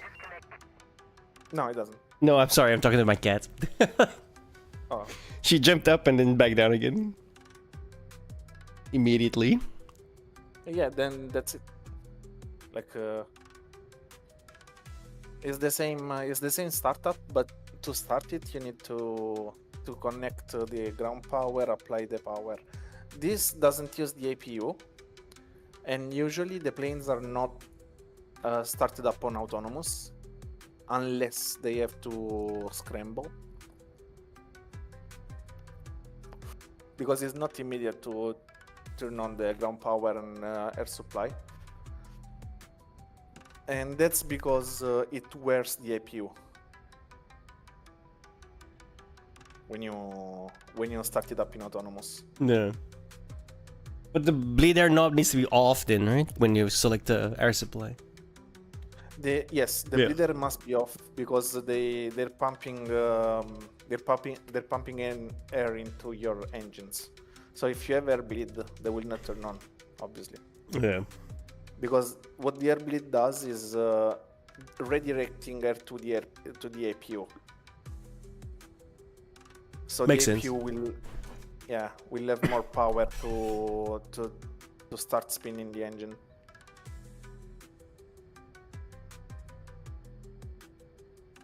Everything should be fine. What I usually do here is go hit the tanker because it's my favorite part. As I said, flanking information is my strong point. Yeah, I'm sure I'll try that out at some point, but that's definitely not on my list yet. Yeah. I would say landing on carrier is more difficult than hitting the tanker. Also, I love to look left when I do that too. Yeah. Nothing more fun in this game than flying low. Yeah. So let me see. Arco 1. What is it? Shell? No, it's... Yeah, Arco, I think. 167 decimal 0. 267. 267 decimal 0. So we have the frequency of the tanker. Usually they have a TACAN too, but we have to find it. This is comms. Was it Tarko? Yeah, 1-1, 41. Yeah, 41 Yankee. So usually they use Yankee instead of X-ray. So when they do, you just box this. That's Yankee. Like the tankers. It's not Texaco, it's Arco. Because the boat was still X, right? It was 72X, I think. Yes. Yeah.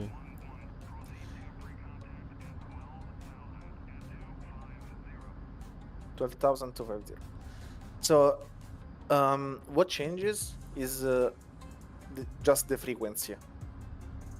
I can be in air and use the X-ray frequency, but usually they differentiate the two things. They use Yankee for airborne and X-ray for ground or sea target.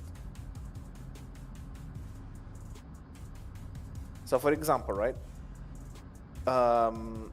if I were to put on TACAN 37 Yankee or X-ray, if you put on your plane 100 X-ray, you will see my plane on TACAN. And if you box air-to-air TACAN too. Yeah. So How we can you see tell each other on TACAN. that you're 100? With the F-18, how it works is 63 number difference. We'll see each other on TACAN. I don't understand. I don't get it. It is just an F-18 thing. That if you put like a 63 number difference, for example, me 37 and you 100, we will see each other on TACAN. But how do you know I'm 37 or you're 100? We communicate through radio. No, but where do you see that you're 100? TACAN 41, right? Yeah. If I put 37 and enter, I will have TACAN 37. So I tell you I have TACAN 37, you put 100, and you will see me in the HSI. Okay, so I can see you because you're going to TACAN 37. Yeah. Okay, And but you if will go multiple to people are going to TACAN 37, if I put myself to 100, shouldn't I see multiple people? Basically, yes. Okay. And that's how like the tactical formation work. Because tactical formations are spread out, right? So how they know they're 1 mile from each other is just use TACAN for that.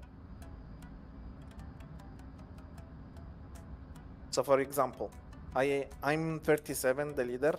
All the other member flight are 100. So we use a spread up formation of 1 mile between each other. and the other people will see the other member flights on Yeah. that.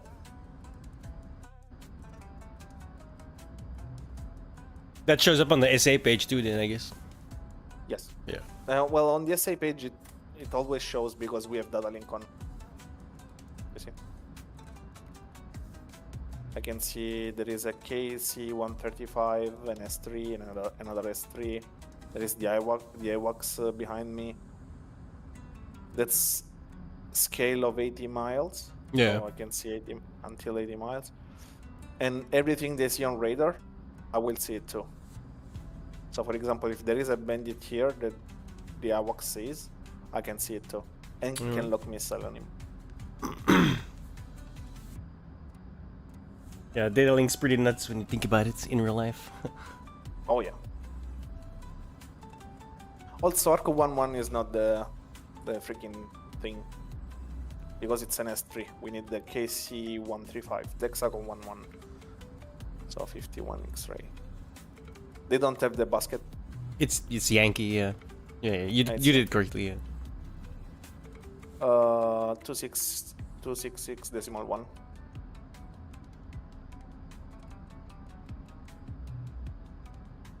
Abort rejoin.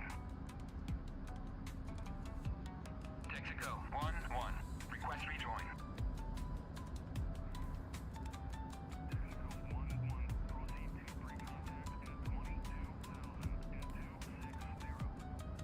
And you see how I orientate myself, right? Because I cannot show you from this. Maybe from SA page, not either. But you see that triangle-shaped thing on the HSI? Yeah, yeah. That's my Takan. So I know what it is. Also, I can see it from here. Should be this one. 21 Angels, 0.6 Mach. Those are the numbers. On the left, there is the speed in Mach. On the right, there is the altitude.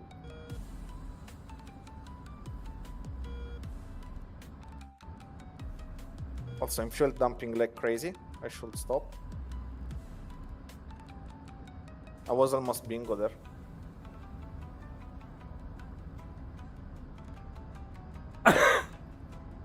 Box Takan, and we are 33.6 miles. Should be that one. I firm. And as a leader, I like there are always some things that you can do to ease up the formation. So when using, for example, autopilot, right? Boom, barometric altitude. You say to the formation bugs flight if they're all or not, for example, check left, and you start a smooth banking left, so people can follow. And you don't even go never max afterburner and never full idle with speed brake, because people must have the time and the capabilities to match your speed, you know. Yeah. Same with, for example, the pitch and the descent. You always want your people to be able to stay with you. Even in takeoff, they don't use full afterburner. They use afterburner, but not at max, you know? Because people that are in the formation can modulate their acceleration. But those are a little bit of advanced tip for formation flying. That's those are things that you will get eventually.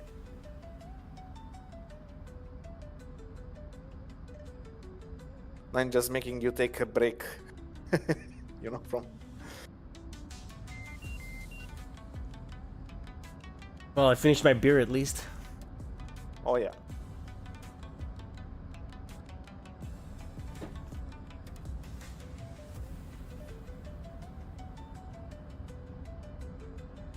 What I also like doing Is the Kuznetsov accurate to real world in here? Can you see it from like over the horizon because of its Mazout engines? Uh, Probably, actually. Giant black smoke plume. Oh, there it is. Like, I remember that in our dynamic campaign, we fought two Moskvas and the Kuznetsov with the Grisha nearby. And in less than an hour, 267 missiles were shot.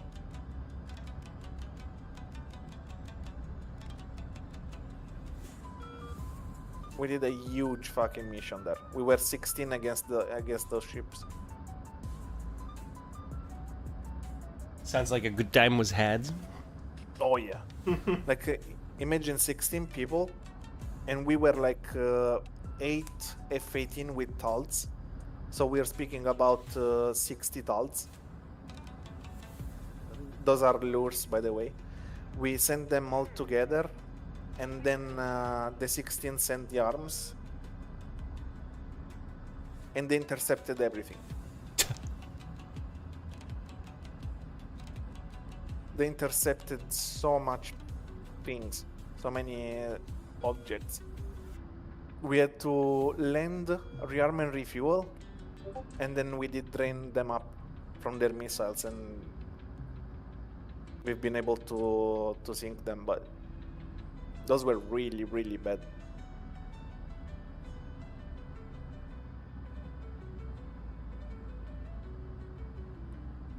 I had great teachers, by the way. Started playing in September. Only flew this module.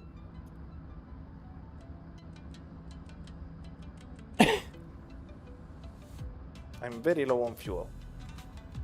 Yeah, you might not make this. I should make it. This is what happens when you dump all of it. Yeah, I almost dumped all of it. Tanker, Texaco, Texaco 1-1. What's that? Request rejoin. It's because I've...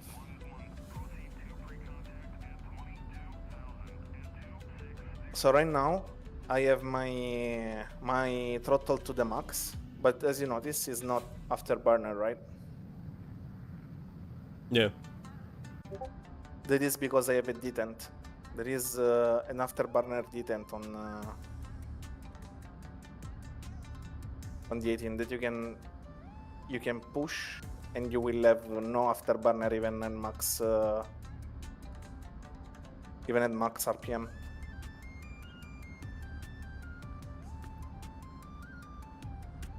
Usually you use that information or to save fuel. I'm at 900. That's bad.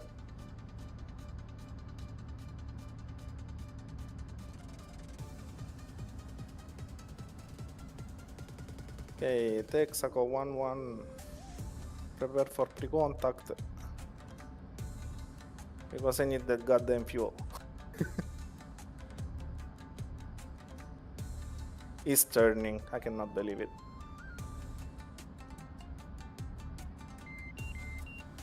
Fuel probe out.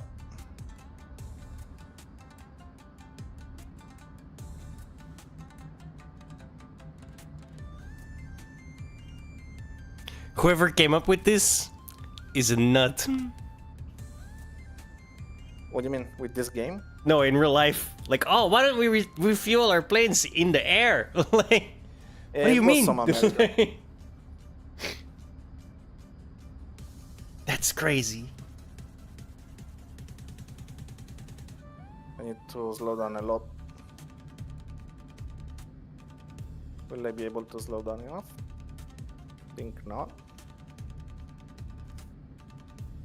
I think yes.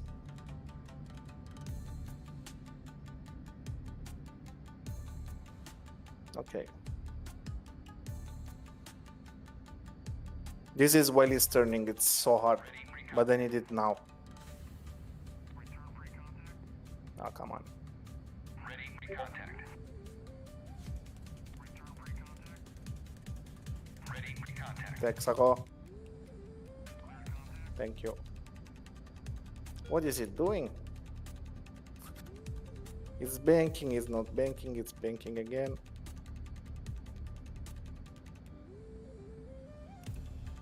By the way, this is very, very difficult to do. Glitched out a little bit.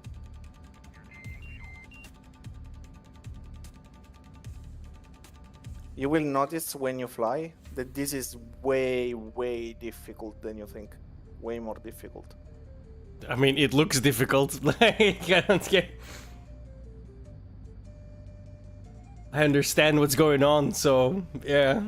Like I said, crazy.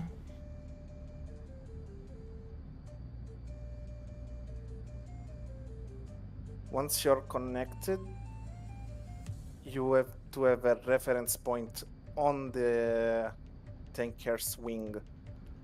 So usually I use the light up there, but it's covered by clouds, by highlight on the background. So I'm putting as a reference the pod on the left.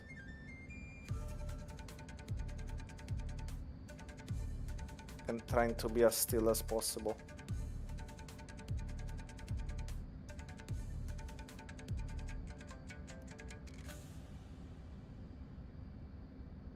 And I cannot stress enough, while turning, this thing is very difficult to follow. Oh, what are you doing? Did you see that? The little wingtip drop? Yeah, of course. It's just saying hi. Yeah. What are you doing? Why it's turning right now?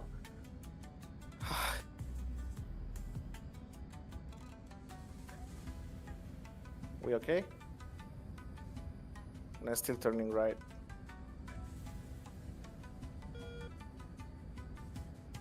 I don't know what it's doing, to be honest. Can you stand still for me? Thank you. Also have a lot of fuel to... Well, you were empty, literally, so... Yeah. They needed them 20,000 pounds in... I'm at 7.7. And see, as soon as I look down, I lost it a little bit. Oh, I have 3 tanks. Okay, it's 7. Wait.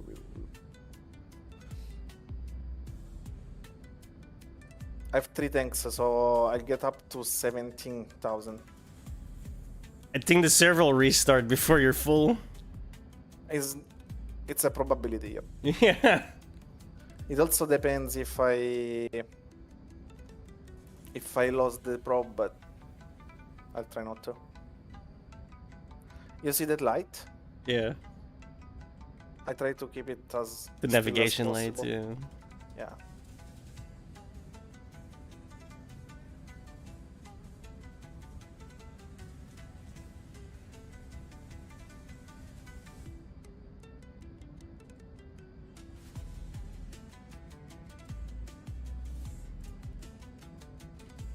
Also, I'm surprised they managed to maintain contact with that plane going left, right. Jesus.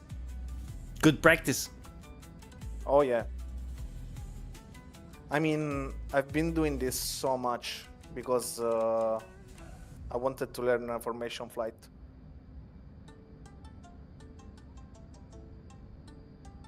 So this was my practice to do it, you know.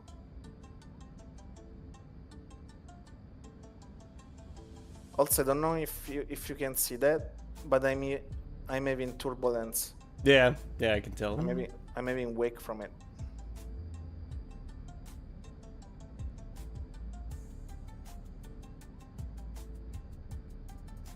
This thing, you will really, to understand it fully, how hard it is, you have to try it.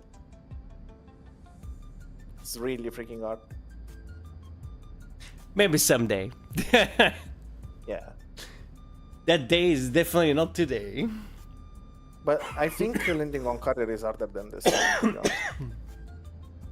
At least for my experience.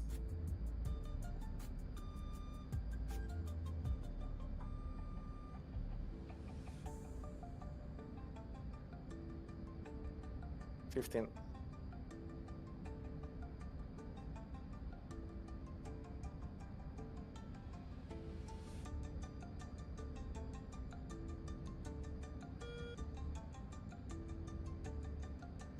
It's almost done.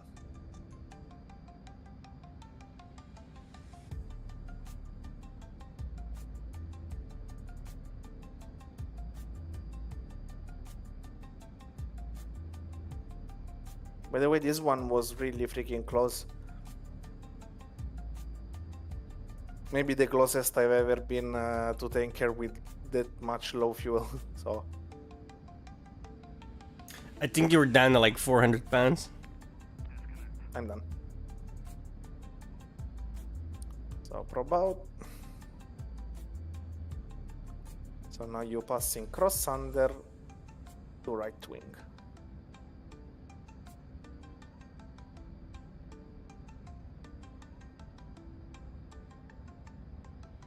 And you wait for the others to... And you wait for the others to finish their refueling. And when everyone is done, you separate.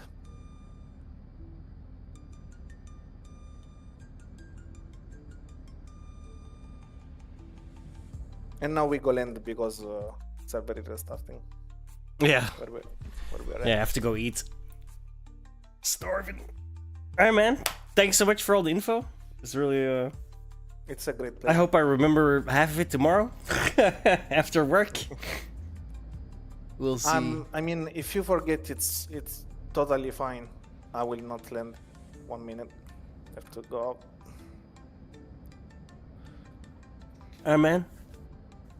I'm calling it here. Thank you so much. And, Been a pleasure, man. yeah, check around. Maybe I'll actually improve. I'll see you around. For sure. Peace. See you, man. Alright, boys. Thank you all so much for hanging out. But I'm gonna go eat some stuff. And I have to work tomorrow. So I won't be back on stream. Oh, exquisite bad timing. Or good timing, I suppose. No, bad timing, because I'm leaving, obviously. Anyway, yeah, thank you all so much. Continue tomorrow after work with more DCS, probably. And